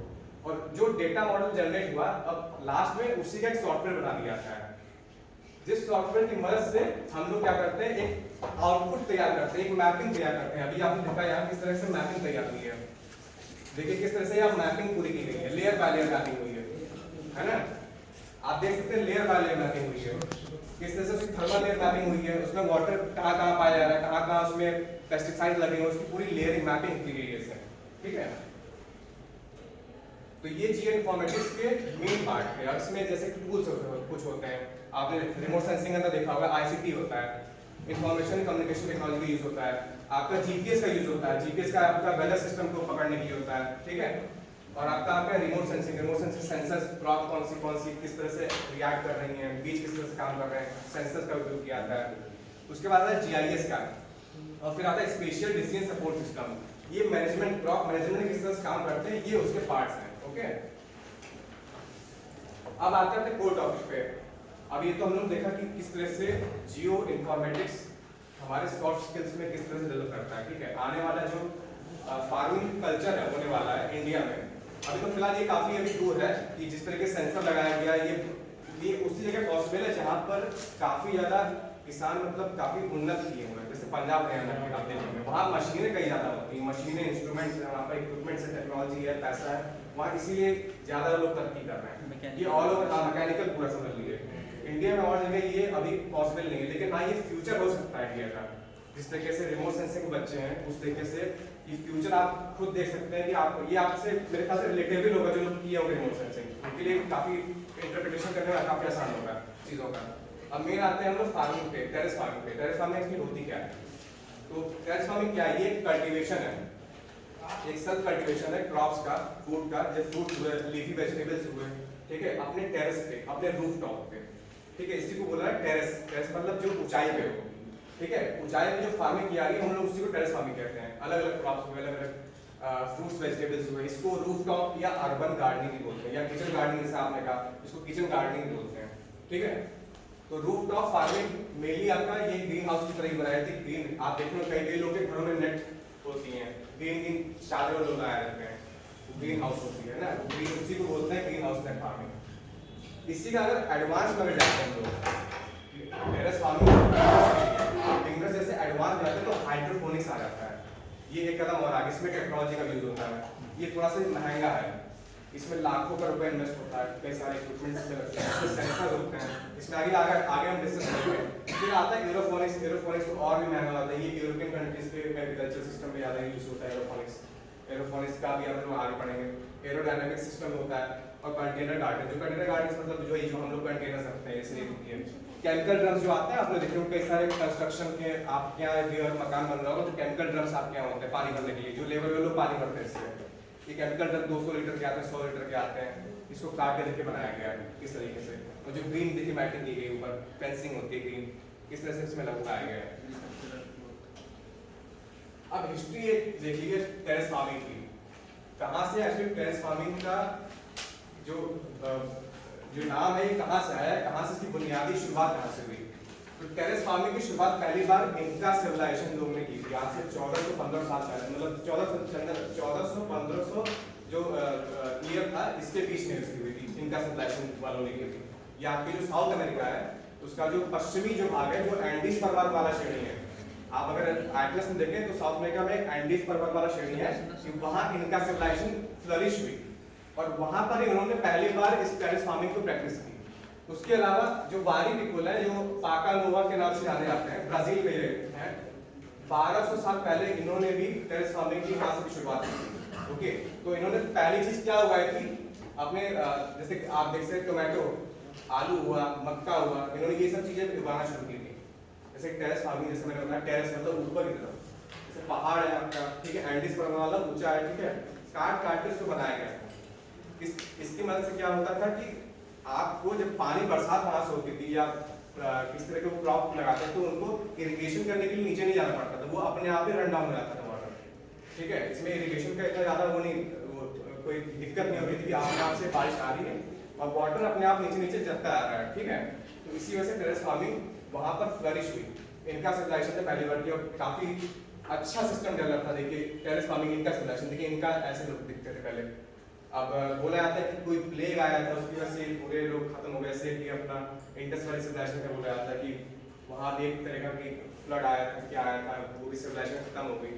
तो इसका भी एक मतलब कहानी कही जाती है, ठीक है। अब इंडिया की देखिए पर्टिकुलरली बात करें तो इंडिया में टेरेस फार्मिंग की शुरुआत, मॉडर्न टेरेस फार्मिंग शुरुआत का अगर क्रेडिट जाता है तो वो doctor B N Vishwanath ji को जाता है, जो कि father of organic urban terrace gardening बोला जाता है इनको। अभी पिछले साल ही अगस्त में इनका देहांत हो गया, ये बीमार चल रहा था। ये काफी बड़े साइंटिस्ट भी थे, बैंगलोर से रिलेटेड थे, जैसे आप देख सकते हैं इनके बारे में। ये इन्होंने पीएचडी की है एग्रीकल्चर साइंसेज से और प्रोफेसर भी रहे हैं university of agriculture sciences Bangalore में। तो इनकी मैंने एक बार ब्लॉग में पढ़ा था, इन्होंने बताया था किस तरीके से इनके पास आइडिया किस तरह से आया टेरेस फार्मिंग करने का। ये बताते थे जब मैं बैंगलोर में रहता था, जब मैं पढ़ता था वहाँ पर, तो किस तरीके से वहाँ अर्बनाइजेशन धीरे धीरे शुरू हुआ, वहाँ पेड़ काटने शुरू कर दिए गए। जब ये कॉलेज जाया करते थे तो इनको बड़ी सफोकेशन होती थी, डस्ट इतनी जाती थी और देख रहे थे वहाँ पर कई सारी एयरबॉर्न डिजीजेस बहुत ज़्यादा फैलने लगी। तो इन्होंने ट्राई किया क्यों ना हम लोग अपने घर को घेर लें कम से कम पेड़ों से, ताकि हम लोग जहाँ रह रहे हैं वहाँ पर हमें अच्छी एयर ऑक्सीजन हमें मिल सके। तो धीरे धीरे क्या किया इन्होंने, फिर गार्डनिंग शुरू कर दी, नए नए इन्होंने फल फूल लगाना शुरू कर दिए। तो आगे देखिए इनके बारे में देखिए आप पढ़ सकते हैं किस तरह से इन्होंने स्टार्ट किया था। डॉक्टर विश्वनाथ जो है वो एग्रीकल्चरिस्ट, वो ट्रेनर भी थे, बच्चों को सिखाते भी थे किस तरह गार्डनिंग की जाए, वो एक एक्सपर्ट भी थे इसमें। और एक देखिए ट्रस्ट चलता है, गार्डन सिटी फार्मर ट्रस्ट के नाम से चलता है। और इन्होंने एक वर्कशॉप इन्होंने चलाई थी जब ये इन्होंने शुरुआत की थी, कूटा फ्रॉम ए थूटा। कूटा का मतलब वो फूड और थूटा का मतलब वो garden, food from A garden. ये बैंगलोर में है, वहाँ की नेटिव भाषा है। तो ये क्वार्टरली वेबिनार हुआ करता था, वर्कशॉप, सॉरी क्वार्टरली वर्कशॉप हुआ करती थी, बच्चों के सिखाया करते थे किस तरीके से आप टेरेस फार्मिंग कर सकते हो। ओके, आप ऑर्गेनिक चीज़ों का इस्तेमाल करके आप किस तरीके से बाहर की जो केमिकल से जो ग्रसित जो सब्जियां आ रही हैं जो आपको कंज्यूम कर रहे हैं उससे आप बच सकते हो, ठीक है। अब ये देखिए सबसे इम्पोर्टेंट चीज, इन्होंने पहली वर्कशॉप अपनी 1995 आईटी बैंगलोर में लगाई थी। जब ये वहाँ टीचर थे तो इन्होंने अपनी पहली वर्कशॉप 1995 मतलब आज से कम से कम 20 साल पहले सोचिए इन्होंने टेरेस फार्मिंग शुरू कर दी थी। कोई सोच नहीं सकता होगा 20 साल पहले भी ऐसा कुछ हुआ रहा होगा। 20 साल पहले इन्होंने वर्कशॉप अपनी लगाई और वहाँ पर इन्होंने अपना वर्कशॉप को दिखाया। इनकी दो लाइन बहुत प्यारी मुझे लगी, in my entire life I have visited the hospital twice. सिर्फ 2 बार मैं हॉस्पिटल गया। ऑर्गेनिक का देखिए क्या महत्व होता है, अब आपको धीरे धीरे पता चलेगा। आप जो चीज कंज्यूम कर रहे हो, आपके घरों में सब्जियां आती हैं, आप कभी देखे हो मार्केट में गए होगे तो ठेले वाले बोलते हैं ये तो देसी है, ये तो देसी टमाटर, देसी पालक, देसी। आप देसी से कितना इंडिया खिलाओगे आके?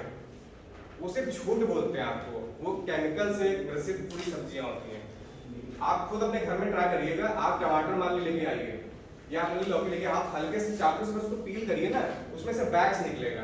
कभी ट्राई करिएगा, आप लोग ट्राई करिए बैग्स निकलेगा, और जब बैग्स निकलेगा ना तो आप उसको माचिस लगाएंगे वो जल जाएगा। वो बहुत से लोग क्या करते हैं, सब्जियां बाहर से जब लाते हैं तो सिंक होती है, सिंक को बंद कर देते हैं, उसमें पानी भर के गर्म पानी, सब्जियां डाल देते हैं, 2 चम्मच वो लोग नमक डाल देते हैं, सोचते हैं कि इससे हम लोग फार्म जो भी फर्टिलाइजर, जो भी केमिकल फर्टिलाइजर वो बाहर कर। ऐसा नहीं होता, क्योंकि वो चीजें ऑलरेडी उसमें पड़ चुकी हैं, उसके अंदर जा चुकी है और हम लोग कंज्यूम भी कर रहे हैं। वो किसी को नहीं पता होता कि हमारे बदन में आदमी बैठा है, वो दिख तो स्वस्थ रहा है लेकिन अंदर क्या क्या बीमारियां लेके बैठा है। ये होता है। आप कहीं सुनते होंगे कि अच्छे खासे चल रहे थे, पता नहीं अचानक से क्या हो गया, है ना? सुनते हो क्या आप? देखिए किस तरीके से ऑर्गेनिक चीजों को कंज्यूम करना और एक आप केमिकल चीजों कंज्यूम कर रहे हो तो आपकी लाइफ देखिए किस तरह से वो ऑल्टर कर रहा है, किस तरह से आपकी लाइफ बढ़ा रहा है, और ऑर्गेनिक किस तरह से आपकी लाइफ को बढ़ा रहा है।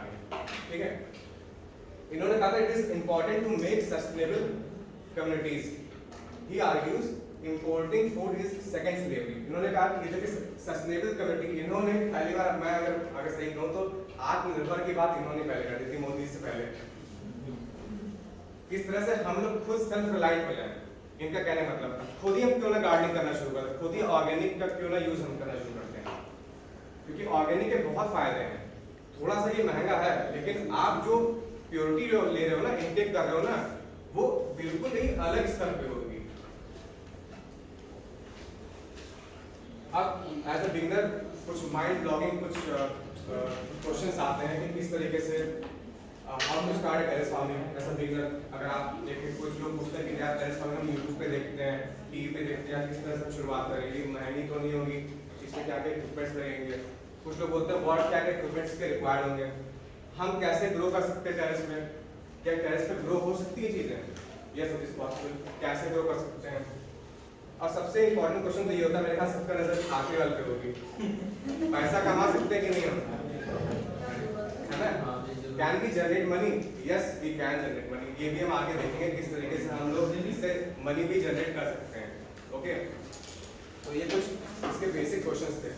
ओके, तो शुरुआत करते हैं तो हम किस तरीके से स्टार्ट कर सकते हैं। ये कुछ पॉइंट्स हैं टेरेस फार्मिंग के बिगिनर्स के लिए, किस तरीके से वो अपना कुछ स्टेप्स को फॉलो करके वो अपना अच्छा खासा टेरेस पे स्टार्ट भी कर सकता है सब्जी उगाना, और उसको आने वाले समय में मतलब उसका जब काफी अच्छा खासा फ्लरिश हो जाएगा, वो उसको एज ए कमर्शियल भी बेच सकता है, उससे कमा भी सकता है।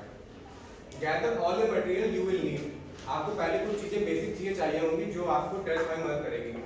पॉट्स हुए, ट्रे हुए, सीड्स हुए, मैन्यूअर खाद हुए, ठीक है। गार्डनिंग कुछ टूल्स होते हैं, सॉइल होता है, वो भी हम आगे देखेंगे स्लाइड्स में। फिर क्या होता है, प्लान आउट करना होता है।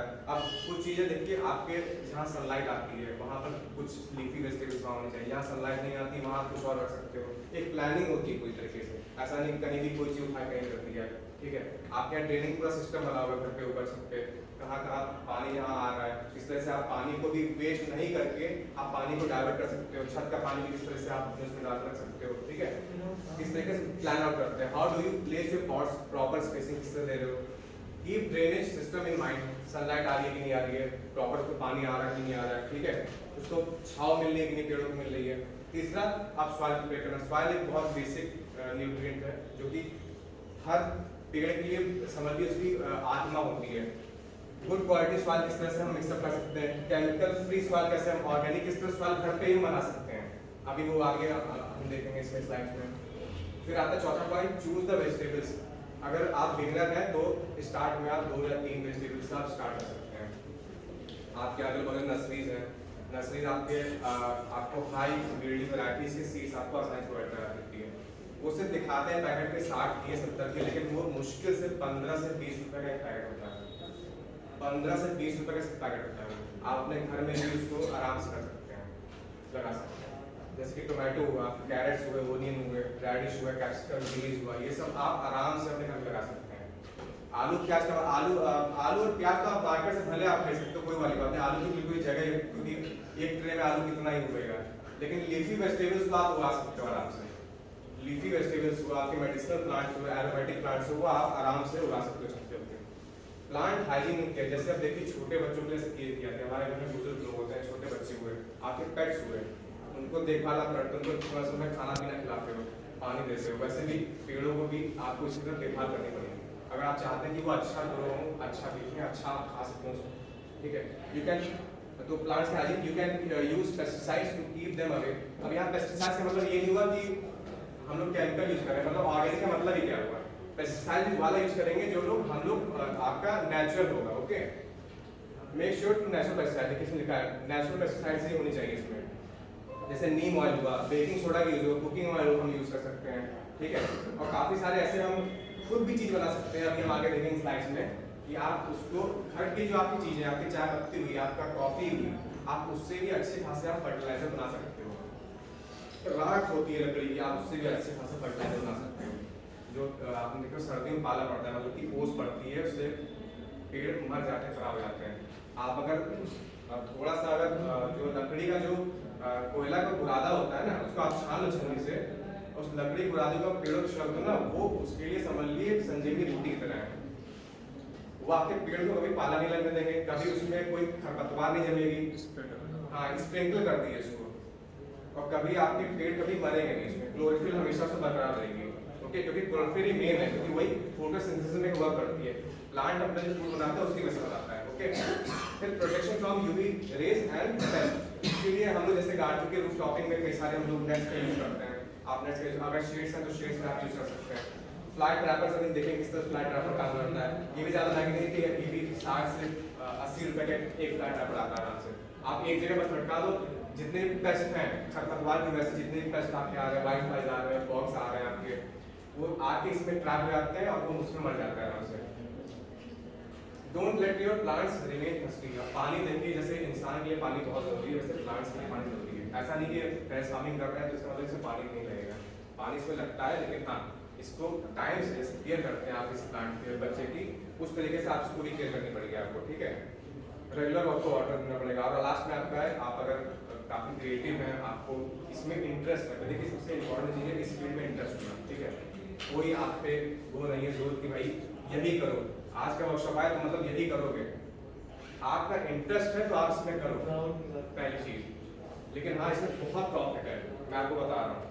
ऑर्गेनिक कंज्यूम करने में इसको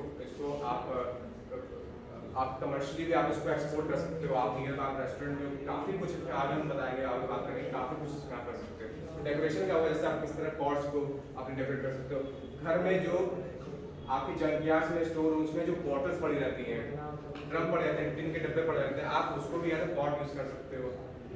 कई सारे ऐसे इक्विपमेंट्स हैं घर में जो आपके ऐसे पड़े फेंके हुए हैं, प्लास्टिक के हुए, आप उसको भी यूज़ कर सकते हैं। इसको बोलते हैं DIY, do it yourself. Actually ये टेरेस फार्मिंग ही खुद में DIY है, यानी कि हम खुद से ही उगा रहे हैं, खुद कंज्यूम कर रहे हैं। अगर मान लो अगर लार्ज स्केल पे करो, आप उसको आप बेच नहीं रहे हो उसको। ओके, तो DIY पूरा प्रोसेस समझ लीजिए। ओके, ये कुछ फार्मिंग इक्विपमेंट्स से बेसिक इक्विपमेंट्स के बारे में जैसे जान लें। सबसे इंपॉर्टेंट है सीडलिंग ट्रेस। अगर आपने फार्मिंग की शुरुआत की टेरेस पे तो आपको सीडलिंग ट्रेस तो रखना ही होगा, क्योंकि छोटे वाले पेड़ जो होते हैं, जो छोटे बीज जहाँ डालोगे आपके बीज इसी में जर्मिनेट होंगे, और फिर आप इसको लेके फिर जब आपका बीज जब अंकुरित हो जाएगा, आप उसको लेके रिप्लेस करके अपने पॉट लगा सकते हो, या क्यारियाँ आपकी बनी है क्यारी में रिप्लेस कर सकते हो।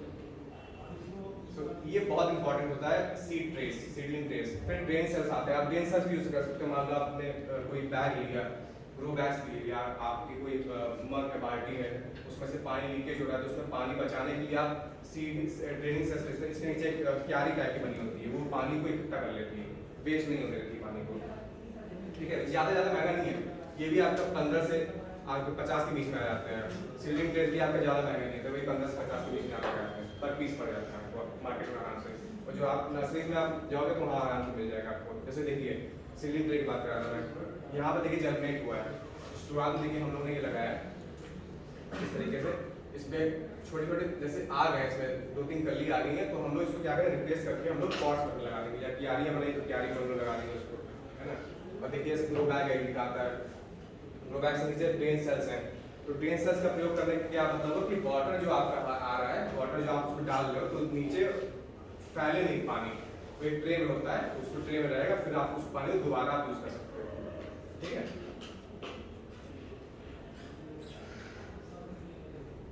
अब देखिए सॉइल्स का बड़ा इंपॉर्टेंट होता है।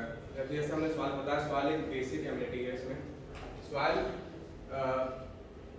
प्लांट्स और अलग अलग प्लांट्स वेजिटेबल्स आप प्लांट्स लगा रहे हो तो उसके लिए उसकी एलिनिटी और सैलिनिटी आपको, एलिनिटी और एसिडिटी आपको पता होना चाहिए, कौन से पेड़ की कौन से सॉइल की एलिनिटी ज़्यादा होनी चाहिए, कौन से एसिडिटी ज़्यादा होनी चाहिए। ठीक है, उसका कैसे पता चलता है, पीएच से पता चलता है, यानी पोटेंशियल ऑफ हाइड्रोजन स्केल होती है ना, पीएच की स्केल 0 से 14 होती है, तो 7 से मतलब कम होगा तो एसिडिक होगा, 7 से ज़्यादा होगा तो आपका ये आपका बेसिक होगा, 7 लीटर वाला होता है। तो ज़्यादा से ज़्यादा प्लांट अगर देखा है, लीफी वेजिटेबल जो होती है वो 6 से 7 के बीच में होती है, मतलब वो एसिडिक सॉइल वो मांगती हैं आपका।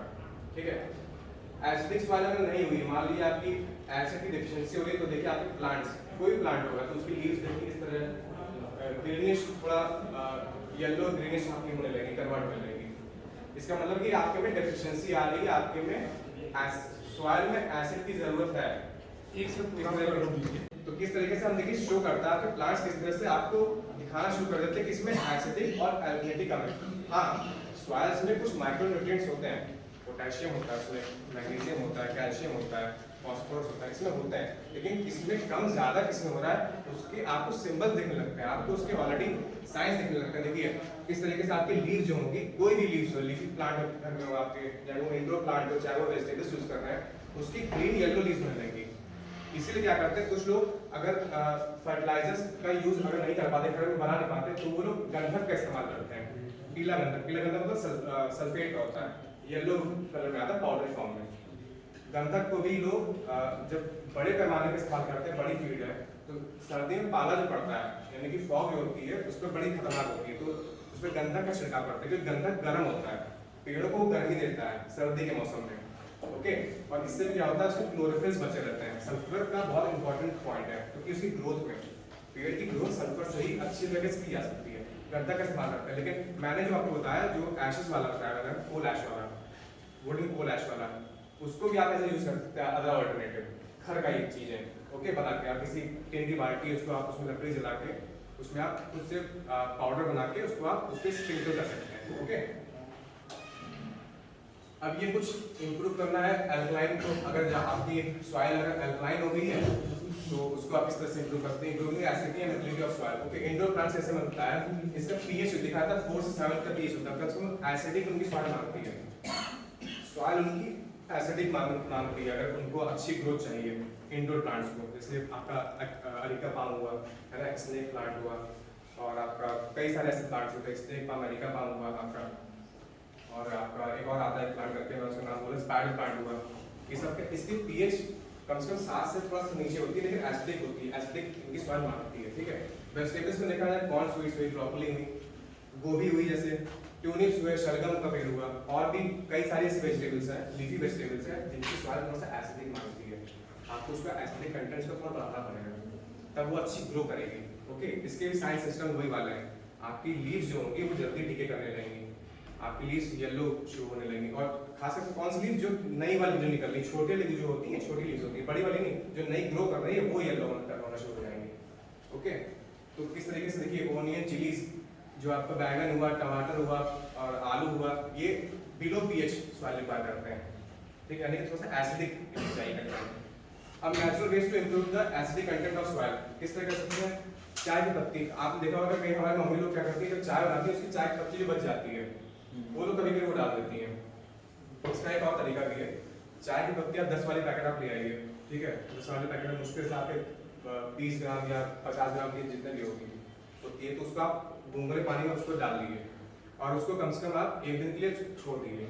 वो पूरा पानी जो होगा पूरा डार्क रेड हो जाएगा, और उसको आप छान लीजिए, उसी पानी को आप इस्तेमाल करिए एज फर्टिलाइजर, वो उसकी एसिडिटी बढ़ाएगा सॉइल की।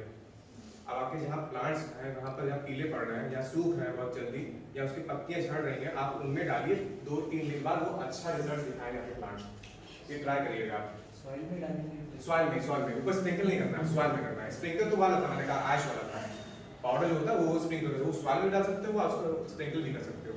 वो रोज वो लेकिन रोज प्लांट के लिए नहीं करना चाहिए, रोज के लिए नहीं होता वाला।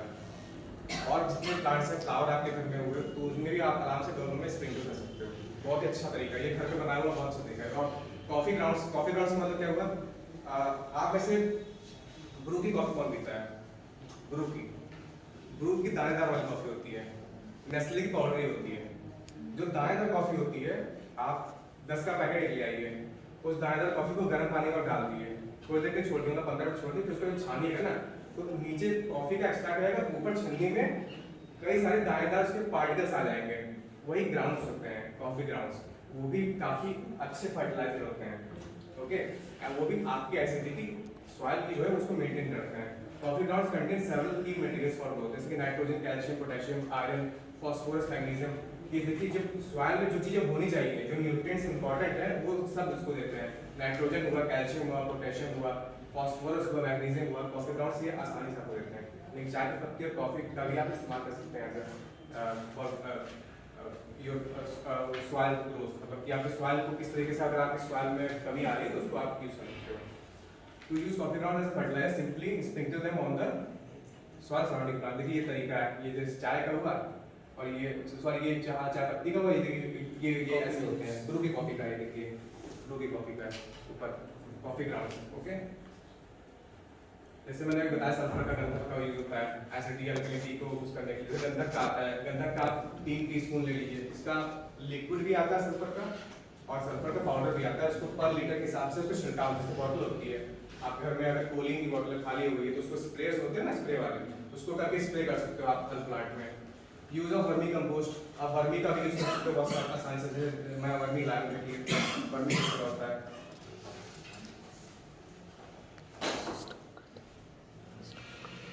ये देखिए वर्मी होता है, ये काउडंग और अर्थवॉर्म, इन दोनों के एक तरीके से अर्थवॉर्म को काउडंग में डाला जाता है। वो अर्थवॉर्म का जो वेस्ट होता है उससे बनी होती कंपोस्ट होती है वर्मी कंपोस्ट। अभी मैं आगे दिखाऊंगा सबको वर्मी कंपोस्ट करके क्या क्या यूज होता है। और ये बिना सॉइल के भी आप इसमें कोई भी पेड़ उगा सकते हो वर्मी कंपोस्ट में। ये इतनी ऑर्गेनिक होती है, इसमें सभी माइक्रो न्यूट्रिएंट्स पाए जाते हैं, सभी इंपॉर्टेंट। जैसे मैंने एनपीके की बात की कि 3 जो इंपॉर्टेंट न्यूट्रिएंट्स हैं आपके नाइट्रोजन, फास्फोरस और पोटेशियम।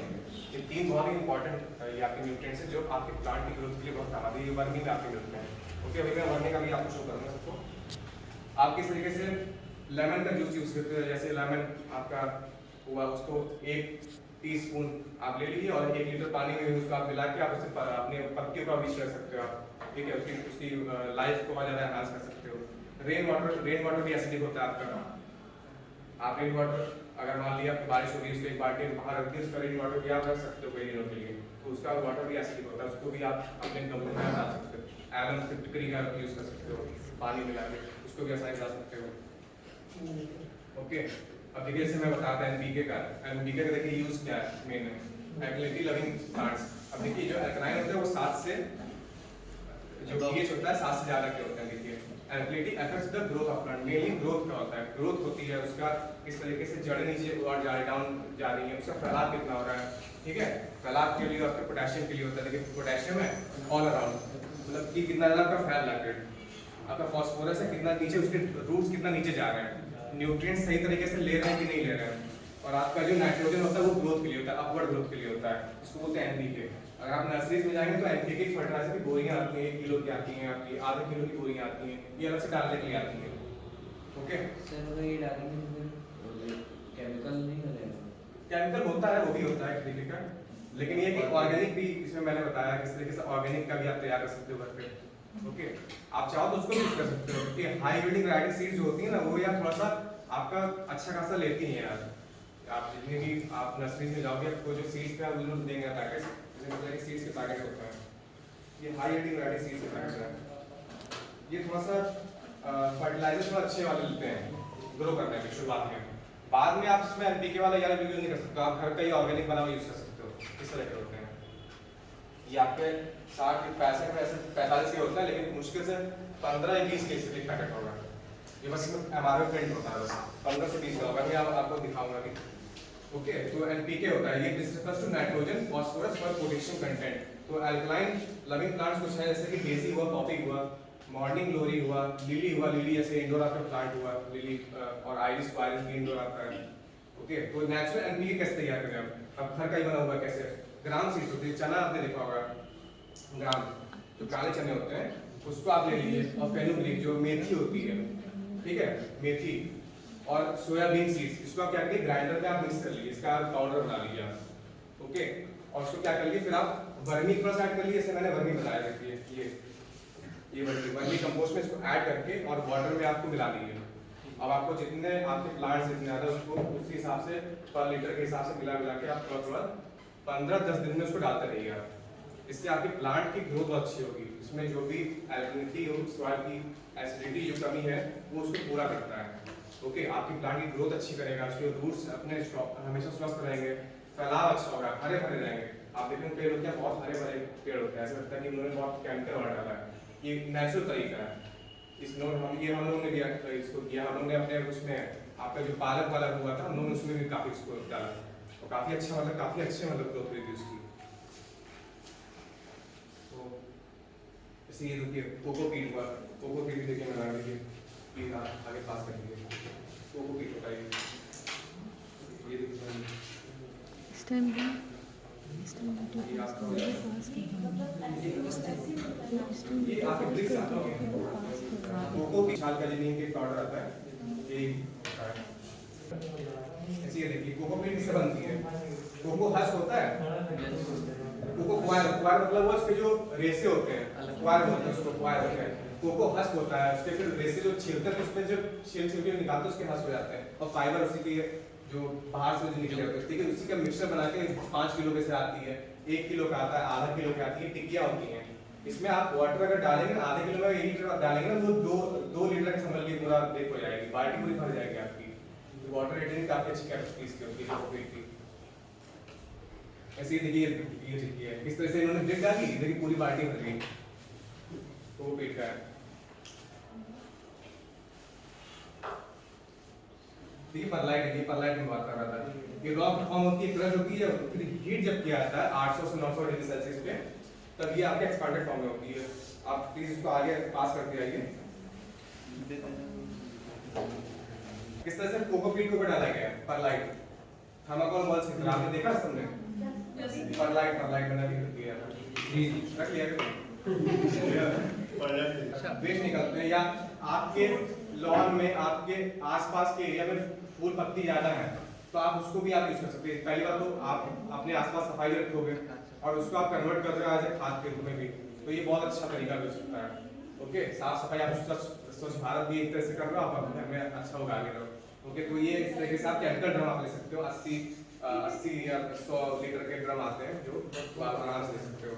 उसमें आप इसको डाल के, इसका देखिए केमिकल आता है, ये ICAR वालों ने बनाया है, बहुत अच्छा एक है। इसमें एंजाइम्स होते हैं, इसको डिकम्पोजर की तरह से यूज किया जाता है। इसको पानी में मिला के 2 लीटर पानी मिला के 2 चम्मच इसको आप डाल दिए, उसको स्टिर कर दिए उसी ड्रम के अंदर, और उसको कम से कम आप 10 से 15 मिनट आप छोड़ दिए, वो बहुत अच्छी फर्टिलाइजर बना के देता है, बहुत अच्छी। मतलब आपको फालतू का बाहर केमिकल कोई डालने की जरूरत नहीं है, आपके प्लांट्स बहुत अच्छा ग्रो करेंगे।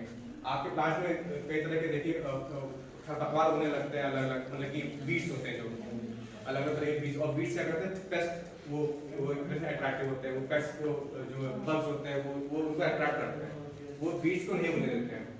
और सबसे बढ़िया फर्टिलाइजर है घर पे बनाने वाला जो किचन वेस्ट का, कौन सा यार ये आप ऑनलाइन मैंने ऑनलाइन एक्चुअली मंगाया था इसको वाला मैंने ऑनलाइन मंगाया था, हेलो जिंक के नाम से आता है, ये ICAR का है। भैया मैं रख ले रहा हूँ, थैंक यू भैया। ओके, ये जैसे ग्रो बैग्स हुए, ये देखिए ये कुछ ग्रो बैग्स हुए, आप एक तो थर्माकोल बॉक्सेस का यूज कर सकते हो। ओके, ग्रो बैग्स का हुआ, ये मुश्किल से 5 से 15 रुपए के ग्रो बैग्स आते हैं, छोटे छोटे पॉच में आते हैं ग्रो बैग्स। और देखिए व्हाइट कलर के होते हैं। थर्माकोल बॉक्सेस भी आप ऑल्टरनेटिव ले सकते हैं, किसी के घर में कोई मेडिकल लाइन का हो तो उसके यहाँ आप आराम से मंगवा सकते हैं थर्माकोल बॉक्स। ओके, यहाँ या तो कैसरबाग में आपको मिल जाएगा, अमीनाबाद में दुकानें कबाड़ वाली होती हैं वहाँ से आपको मिल जाएगा, या तो एक और मुझे किसी ने बताया था कि जो मछली जो लोग बेचते हैं ना, वो लोग क्या करते हैं, पहले से थर्माकोल बॉक्स ला के रख देते हैं, उसमें मछली नहीं पहले डालते हैं, वो लोग फ्रेश बॉक्स ला के रख देते हैं। आप उनसे भी कांटेक्ट कर सकते हैं, वो लोग आपको पर पीस मैम इसमें क्या करते हैं, इसी में आप क्यारी बना के आप रख सकते हो।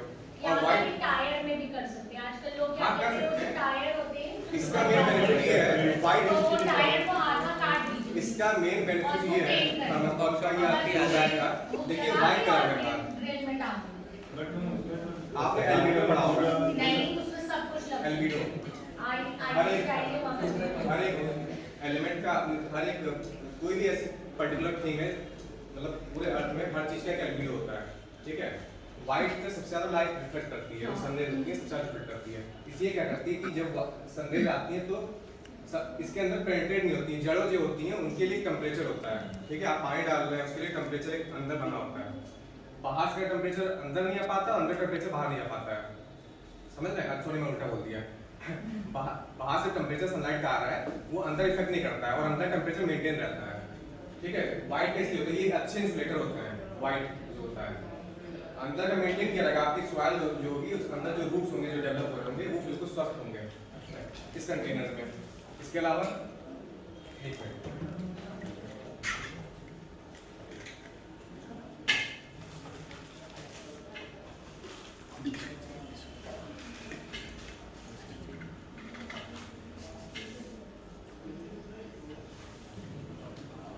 देखिए इस तरीके से लगाया गया है। ये देखिए हमारे घर पे लगा हुआ है और ये अभी जो आज के जो गेस्ट थे मेन प्रकाश सत्या, ये प्रकाश सत्या लगाया हुआ है। मैंने उनसे परमिशन ली थी तो उन्होंने देख के लगाया हुआ है। ये उनकी पत्ता गोभी है, फूल गोभी जो है शुरुआत में लगी है। ये देखिए हम लोगों ने लगाया हुआ है इसमें। देखिए इंसुलेटर का काम करता है, used for insulating from heat cold like plastic pots और सीमेंट पॉट्स। सीमेंट क्या होता है देखिए आपने सुना होगा अर्बन हीटिंग होती है, जो बड़े बड़े स्काई क्रेपर्स है कंक्रीट के बने होते हैं। सीमेंट क्या करती है और ज़्यादा हीट बढ़ाती है। तो आप क्या करते हैं मिट्टी के जो पॉट्स आते हैं आप उसको यूज़ कर सकते हैं।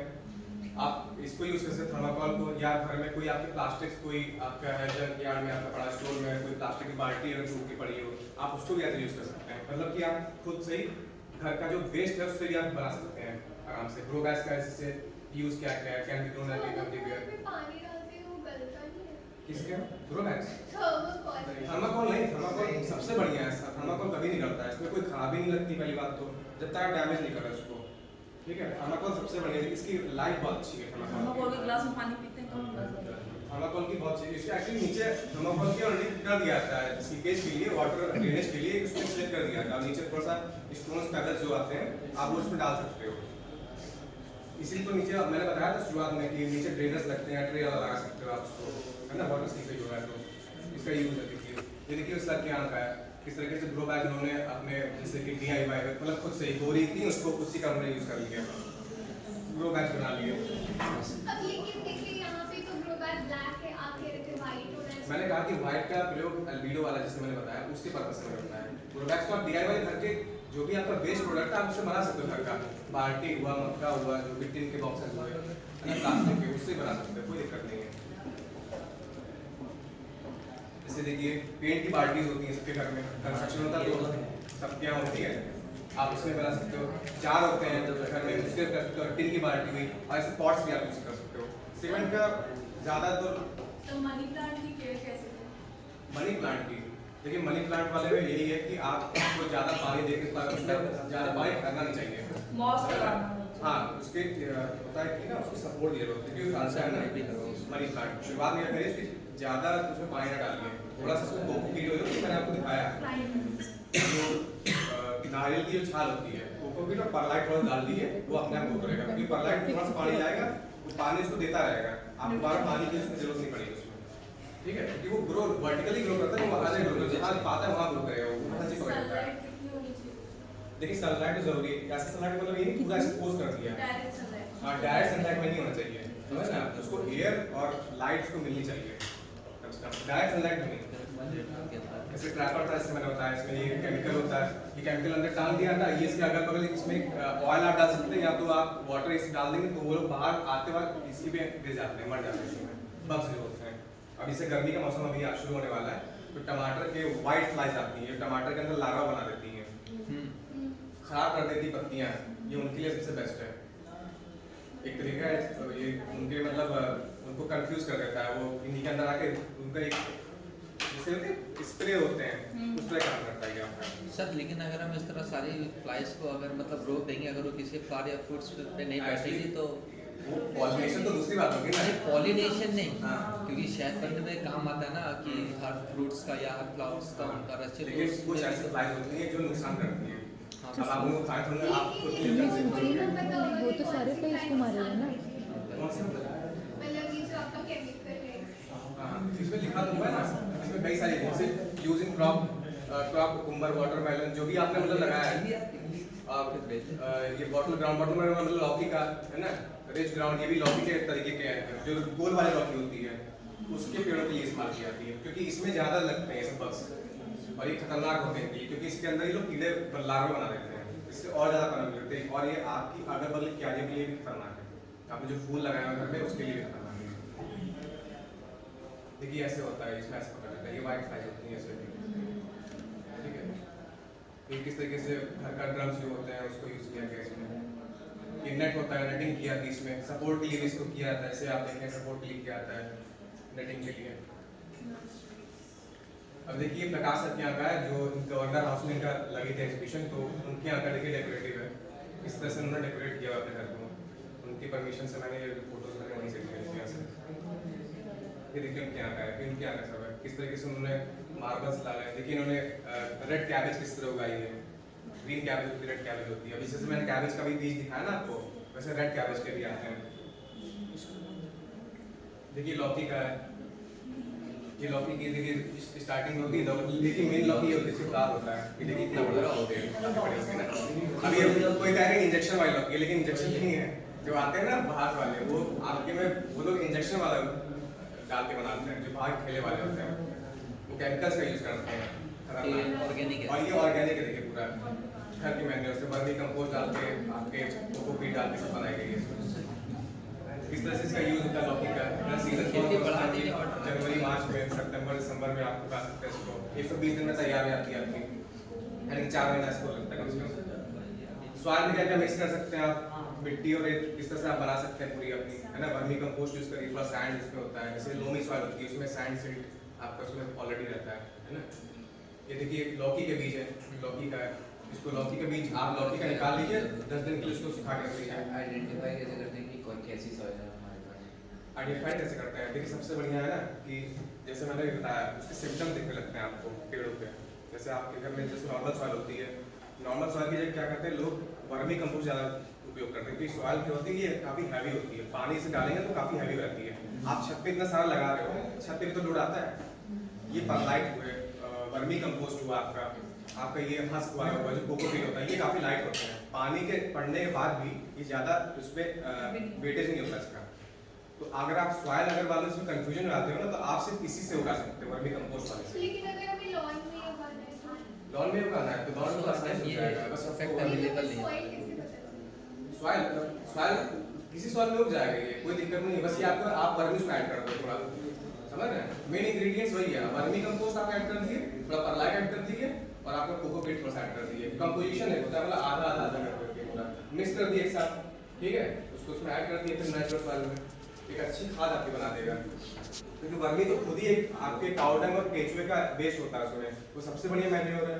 बिना सॉइल के भी आप उसमें उगा सकते हो। जैसे टमाटर में मेरे यहाँ का है, हम लोगों ने टमाटर में क्या लगाया, ये अभिलाष क्वालिटी का है, हाइब्रिड क्वालिटी का है। इसमें थोड़ा सा कम आता है, इसमें कम से कम 10 किलो एक पेड़ में आता है कम से कम। अभी तो काफ़ी आएगा। अभी आर्का का आएगा कि आर्का का जो सर क्या प्रकाश सर क्या लगा, एक पेड़ में आता है कम से कम 18 से 19 किलो फ्रूट्स आते हैं एक पेड़ में। अगर आप मान लीजिए अभी जैसे रेट चल रहा है 20 रुपये किलो, जैसे कुछ चल रहा है 15-20 रुपये किलो टमाटर जैसे चल रहा है, आप 30 पेड़ लगा लिए, महीना में 10,000 रुपये आप आराम से कमाएंगे, 10,500 रुपये बेच के। देखिए ये मेरे यहाँ का है, देखिए ये अभिलाष क्वालिटी का है। अभी आगे और ग्रो होगा, अभी कच्चे हैं, अभी और ग्रो होगा। देखिए बेनिफिट्स टमाटर के, एंटी इन्फ्लेमेटरी होता है, माइग्रेन जिसको प्रॉब्लम है उसके लिए होता है। अब ये समय में बताया स्टोन वाला है। देखिए अब लोग खाने खाते हैं खाए भले ना चीज आपसे महंगा हो जाएगा ना, कहते 100 रुपए किलो आप घर पे उठा लीजिए। अभी देखिए सर क्या क्या है, देखिए ये आपका आर्का रक्षक और आर्का सम्राट के हैं। ये बहुत ही बढ़िया बेस्ट क्वालिटी के हैं अभी तक के हैं। ये हाइब्रिड वैरायटी, ये IIHR ने बनाया है, Indian institute of horticulture research lab ने बनाया, जो बेंगलोर में ICR तैयार किया गया है। देखिए उन्हीं के यहाँ का हाइब्रिड कितना बढ़िया है। देखिए आर्का के सीड्स आते हैं, आर्का रक्षक, आप चाहे उसके पिक्स ले सकते हैं। देखिए उनके यहाँ का है, उनको देखिए ये जो ब्रिंजल होता है ना, बैगन सीड्स देखिए उनके यहाँ पर क्या, इसका मुझे नाम मैं भूल रहा हूँ, उन्होंने दिखाया था। देखिए इस तरह के सीड्स, ये हाई ब्रीडिंग क्वालिटी सीड्स है। क्या देखिए बैगन का ये यहाँ पर कुछ है बैगन, लेकिन क्या बैगन का व्हाइट है और येलो है, कितना बढ़िया है। ये शिमला मिर्च का उन्होंने लगाया हुआ है ना। आप समझिए खुद से ऑर्गेनिक कंज्यूम कर रहे हैं तो आपकी हेल्थ पे कितना बढ़िया असर पड़ेगा। समझिए आधी जाने वाली पेट की होती नहीं है। अगर आपका पेट सही रहेगा ना तो आपको कोई भी बीमारी जल्दी नहीं पकड़ेगी। सब बीमारियां देखिए पेट से होती हैं। हमारे पूरे दिन की 24 घंटे लाइफ में वात, पित्त, कफ होती हैं। ये तीनों देखिए ऊपर नीचे हुआ करती हैं, समझ रहे हैं। जैसे कि छोटे बच्चे होता है तो कफ का होता है, समझ रहे हैं। इसीलिए उनको कहा जाता है कि दोपहर टाइम में यह खाना खाना चाहिए, सुबह को यह खाना चाहिए, शाम को यह खाना चाहिए, है ना। तो ये देखिए शिमला मिर्च का अरे मम्मी लोग और दादी लोग तो करती हैं ना, ये देखिए रिकॉर्ड अचार खाने बनाती है उसमें आपका ये इसमें अजवाइन वाइन सब डालती हैं इसमें फैनो की कोज हुआ मेथी हुआ देखिए उन्होंने बनाया उनके घर का है ये रेड कैबेज और ये ग्रीन कैबेज ये देखिए गवर्नर हाउस में उनकी लगी थी तो उन्होंने उसके छत पे लगाया हुआ है रेड कैबेज ग्रीन कैबेज इस तरह से बना और देखिए बीट रूट है हम लोगों ने लगाया था बीट रूट चुकंदर का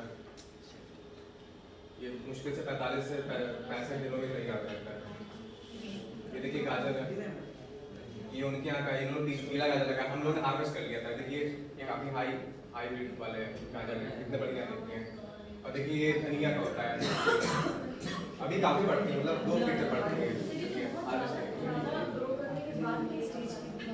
हाँ ये बात की स्टेज की है अभी इसको हार्वेस्ट कर ली गई थी ना उसके बाद आया था थोड़ा वाला उसके बाद वाला होता है तो 2-2 फीट की होती है पूरा क्योंकि ऑर्गेनिक या हाइब्रिड वैराइटीज नहीं है ये देखिए मेडिसिनल प्लांट्स के आते हैं जैसे लहसुन की आप यूज कर सकते हो ये आपका मेथी का फेनुकी का मेथी का है ना ये देखिए मिर्ची का पेड़ है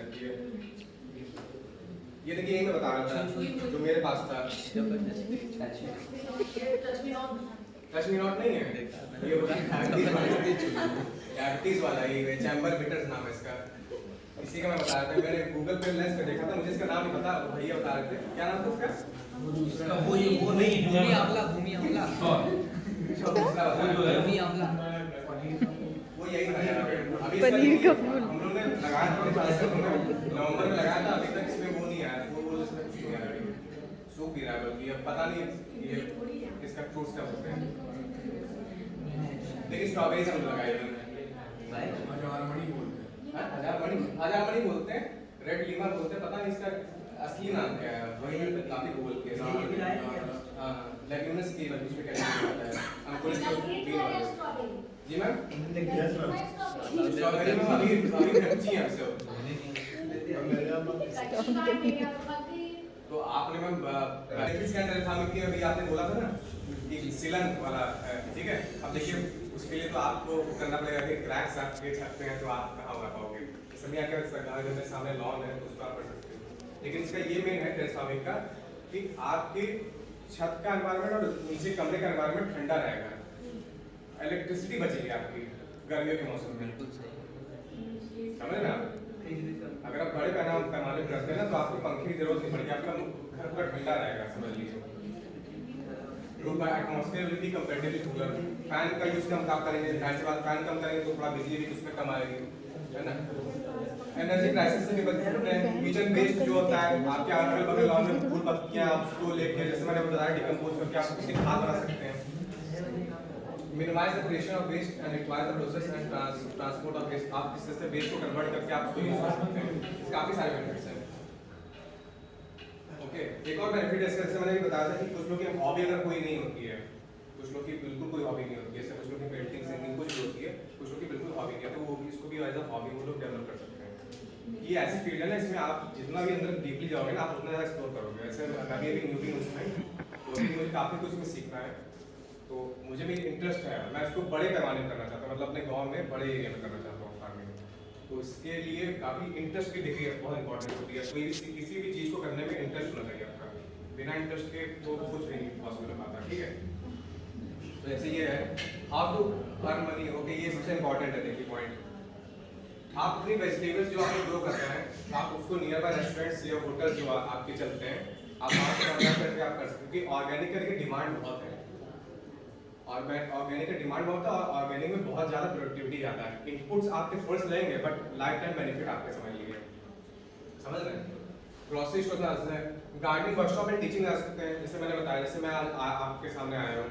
अपने वाला एक्सपीरियंस मैं बता रहा हूँ वर्कशॉप आज लगी है तो मैं अपना खुद का एक्सपीरियंस बता रहा हूँ 3 महीने 4 महीने का जो मेरा रहा है इस तरीके से आप भी वर्कशॉप्स खुद भी कंक्लूड कर सकते हैं कहीं ना कहीं आप लगा सकते हैं कहीं एग्जीबिशन चल रहा है वहाँ आप जाकर लगा सकते हैं आपको उस तरीके से भी आपको एक तरीके से एम्प्लॉयमेंट जनरेशन का भी एक मौका मिलेगा क्रिएट ऑनलाइन प्लेटफॉर्म अब तो ऑनलाइन का देखिए हर कोई ऑनलाइन रहता है ना फेसबुक पे आप ब्लॉग्स के बना सकते हैं आप ब्लॉगिंग कर सकते हैं यूट्यूब पे आप वीडियो बना के दिखा सकते हैं किस तरह से उगाई जाती है कई सारे लोग तो सिर्फ यूट्यूब पे ही अपना बताते हैं किस तरह से हमने उगाई उसी से आप व्यूज जनरेट करके उससे पैसा भी कमा सकते हैं आराम से है ना सेलिंग प्लांटर्स का मतलब छोटे छोटे सीडलिंग जो होते हैं जो सीडलिंग ट्रेज में होता है आप तैयार करके आप उसको बेच सकते हैं क्योंकि मेन चीज तो आप ही बेच रहे हो ना, ऑर्गेनिक बल्ब की।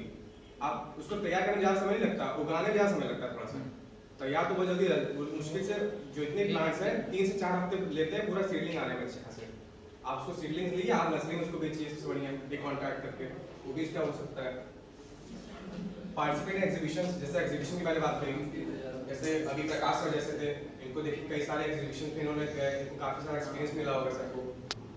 एक्सपीरियंस मिलता है, साथ साथ सबसे बड़ी एडवांटेज है ना, कई लोग से आपको जानने को मिलता है, कई लोग साथ आपकी नेटवर्किंग होती है ना, नेटवर्किंग होती है, आप जुड़ते हो कई लोगों से, आपको अपने एक्सपीरियंस बताते हैं। और कई लोग तो आपको एज अ रखते भी हैं एडवर्टाइजमेंट के लिए कि सर आप प्लीज हमारे यहाँ आइए, गेस्ट आप लेक्चर दीजिए, आप हम बताइए इसके बारे में, है ना। If you are financially good you can start this on a large scale practice. अगर आप एक माता पिता इसमें अगर आपको रुचि रखते हैं या आप इसमें चाहते हैं, आपको कोई फ्रेंड है, कोलैबोरेटिव वर्क आप करना चाहते हैं, जैसे आप अभी गए थे यहाँ सपोज वहाँ पे मशरूम का लगा हुआ था, आप में से गए होंगे सब लोग, मशरूम का मुझे पता किस तरीके से खेती कर सकते हैं, है ना। तो आप भी जैसे फ्रेंड्स लोग हैं, कोलैबोरेटिव करके उसको प्रोसेसिंग प्लांट कैसे लगाना है, मतलब इन फ्यूचर प्लान अगर आप कर रहे हैं वैसा, तो आप उससे भी बहुत अच्छे से जनरेट कर सकते हैं। इसके बारे में आज प्रकाश सर आज होते तो उसके में और कुछ आपको बताते हैं एक्सप्लेन कर, क्योंकि उनके पास काफ़ी एक्सपीरियंस, 3 साल से ज़्यादा का एक्सपीरियंस होता है, लेकिन आज वो अनफॉर्चुनेटली आ नहीं पाए, मौजूद नहीं हो पाए थोड़ा सा बिजनेस के पर्पज से। तो ये देखिए कुछ है, टेरेस फार्मिंग में टोमेटो स्पेनिश हुआ, कोरिएंडर हुआ, लीव्स हुआ, बीटल लीव्स हुआ, कैबेज हुआ, कैरेट हुआ, पपाया हुआ, पपाया भी आप कर सकते हैं। हाँ, अगर जैसे स्मॉल स्केल में देखा जाए इसको, हाँ। तो हम लोग जो उगा रहे हैं, खुद खा रहे हैं, तो वो मनी भी तो सेव कर रहे हैं हम लोग, हाँ क्यों नहीं, क्योंकि क्यों अब नहीं? हर चाहे सब्जी हो चाहे जो हर चीज का मैं आपको बता अमाउंट रहा हूँ, हम लोगों ने अक्टूबर से स्टार्ट किया था, हम लोग दिसंबर से लगना शुरू हो गए थे, थोड़े फल सब्जी लगना शुरू हो गए थे हम लोगों ने बस प्याज और आलू बस हम लोगों ने मार्केट से लिया, पूरा समझ लिए लीफी वेजिटेबल्स हमने घर का पूरा खाया है। आप समझ रहे हैं, मतलब महीने का मेरा वैसे चालू फैमिली है, तो हफ्ते में 2 बार मतलब हम लोग का समझ रहे हो, इस ऑर्गेनिक का ये फायदा है। सर इसमें अगर हमको स्टार्ट करना है तो मिनिमम इन्वेस्टमेंट हमारी कितनी है? मिनिमम इन्वेस्टमेंट देखो आपकी, देखो जैसे मैंने बताया इसमें ऑर्गेनिक है पहली बात तो, ठीक है, थोड़ा सा यार थोड़ा महंगा है ये, क्योंकि इसके थोड़ा सा आपको सीड्स हर जगह अवेलेबल नहीं होते। जैसे मैंने बताया नर्सरीज अच्छी आपको बड़ी नर्सरीज चाहिए इसके लिए, जैसे पैरलाइट हुआ, कोई लोग कोकोपीट तक नहीं रखते हैं, ये प्रॉब्लम होती है, ये बेसिक चीज़ है। तो आपको थोड़ी सी इन्वेस्टमेंट देखो करनी पड़ेगी शुरुआत में, ठीक है। और दूसरी चीज़ है कि इसमें आप इन्वेस्टमेंट शुरुआत में भले कर लो, लेकिन इसका आउटपुट जो होगा वो बहुत अच्छा होगा, आप रिकवर कर ले जाओगे, कुछ महीनों में आप रिकवर कर ले जाओगे, 3-4 महीनों में आप अपना पैसा रिकवर कर ले जाओगे। ये हाइड्रोपोनिक और एयरपोनिक जो फ्यूचर की जो है ना, वो तो बहुत ही महंगी, उसमें तो लाखों का इक्विपमेंट लगता है। तो सर जैसे हम लोग as a middle class family या एज अ नॉर्मल फैमिली, हाँ। हम लोग स्टार्टिंग में 200-250 मुश्किल से जो लगेगा वही लगेगा। जैसे अगर वो जो आपने आपके घर में जैसे DIY में होता है, डू इट योरसेल्फ, यानी कि प्लास्टिक बॉटल्स हैं, ट्रेज हुए, आप उसमें उगाइए, शुरू करिए, हाँ वही समझ रहे हैं आप उसमें उगाओगे, थोड़ा सा आपका खुद का इंटरेस्ट बढ़ेगा, यार मेरी मेहनत काम आ रही है, आप फिर खुद धीरे धीरे क्या करोगे, आप इसमें इन्वेस्ट करना शुरू करोगे, आपके घर वाले भी आपको सपोर्ट करना शुरू कर देंगे, है ना। तो इसमें स्टार्ट करने में मतलब इन्वेस्टमेंट बहुत ही कम है। इसमें कम है, अगर आप सारे इक्विपमेंट लेके नहीं, जो जितना भी आपका फैसिलिटी है, एज अ बिगिनर आप 2 या 3 वेजिटेबल स्टार्ट कर दिए, ठीक है, आपको इससे फायदा हो तो आप उसको कंटिन्यू करिए, है ना। लेकिन फायदा होगा अगर आप उसकी केयर करेंगे, जैसे छोटे बच्चे केयर किया थी उसकी केयर करोगे तो जरूर आपको अच्छा फायदा होगा। बट एक चीज पर एक क्वेश्चन है, जैसे आजकल जो इशू देखा जाता है, ये बीज है, ये वन टाइम ग्रो वाले हैं, जो इनसे जो भी क्या कहते हैं आपका वो निकल रहा है, फल निकल रहा है, उनके बीच से नहीं उग रहा है चीजें। जैसे आप लौकी की एक आपने क्या कहते हैं लौकी पकने के लिए पेड़ लगे रहती कि पक जाएगा तो उसके बीज डाल देंगे तो अगली बार पेड़ उगाएगा, हम फिर से बीज फेंकने की जरूरत है, तो वो उनसे नहीं उग रहा है। जैसे टमाटर है, टमाटर क्या कहते हैं आपने कभी ये जो हाइब्रिड वाले जो है, तो इसका क्या सोल्यूशन किया जा सकता है या देखो इसका भी होता है ना कि आप किस चीज़ों के बारे में कितना मेंटेन करते हो, कितना चीज़ों के बारे में आप जानते हो, एक्सपीरियंस वाले बात होती है, ठीक है। जैसे आपने कहा बीजों के बारे में, और जैसे टमाटर की है, जैसे आका रक्षक वाला जो टमाटर आता है, ये हाइब्रिड टमाटर है, देसी आजकल बहुत एज अ बिगिनर अभी टेरेस फार्मिंग जैसे रूफ फार्मिंग है, अभी इंडिया में जैसे हर कोई कर रहा है, आने वाले समय में हाइड्रोपोनिक फार्मिंग होगी, जैसे ये होता है, ये बड़े इक्विपमेंट से होते हैं, जैसे इंस्टॉल किया था, इसमें खुद का टेम्परेचर मेंटेन किया था, एसी लगाई जाती है, PVC पाइपलाइंस के अंदर लगाए जाते हैं प्लांट्स, इसके लिए अलग से पूरा स्ट्रक्चर खड़ा करके पूरा तैयार किया जाता सर है। ये दो इंस्टॉलमेंट किया जाता है। इसको बनाने के लिए पूरा पूरा सा इसमें लाखों खर्चा आता मतलब है। मकान में रहना नहीं मकान है, वो बड़ी बड़ी फील्ड्स में इसका हुआ है। फील्ड्स उसके लिए मकान बनेगा। जी जी। फार्मिंग और के इसमें लिए क्या है कि इसमें ये एक और नहीं, डिसएडवांटेज है। ये मकान ये फार्मिंग के लिए मकान बनाना पड़ेगा अलग से स्ट्रक्चर आपको डेवलप करना पड़ेगा। ठीक ठीक दूसरा अगला क्या ये है? एरोफोनिक्स है, ये यूरोप में चलता है सर। एरोफोनिक मतलब कि एयर से स्प्रिंकल होता है, ये हाई टेक्नोलॉजी और हाई टेक्नोलॉजी का है। इसमें तो वाटर पीवीसी पाइपलाइन से जाता ठीक था, है। इसमें होता है एयर से स्प्रिंकल होता है, मतलब एयर से ऑक्सीजन दे रहा है प्लांट्स के ठीक रूट है। को। इसमें क्या होता है कि इसमें यूरिया, लिक्विड यूरिया होती है, वो पीवीसी पाइप्स के थ्रू जाती है। ये जो थर्ड वाला ये भी ऊपर ही होगा। थर्ड वाला सर, हाँ। ये वर्टिकल होता है, अच्छा वर्टिकल फार्मिंग इसको बोलते हैं सर। वर्टिकल फार्मिंग ये है। यूरोप में सर ज्यादा चोपता में यही होता हाँ? है सर आज अभिषेक सर कुछ बताया था चोपता में केवल ह्यूमिडिटी से ही प्लांट तो भाई उनमें दोनों में स्ट्राइक करो करो हाँ। क्या हाइड्रोपोनिक्स इसमें सॉइल यूज जाके नहीं जाके है हाइड्रोपोनिक्स का सॉइल का बिल्कुल यूज नहीं है। हाइड्रोपोनिक्स में इसमें बस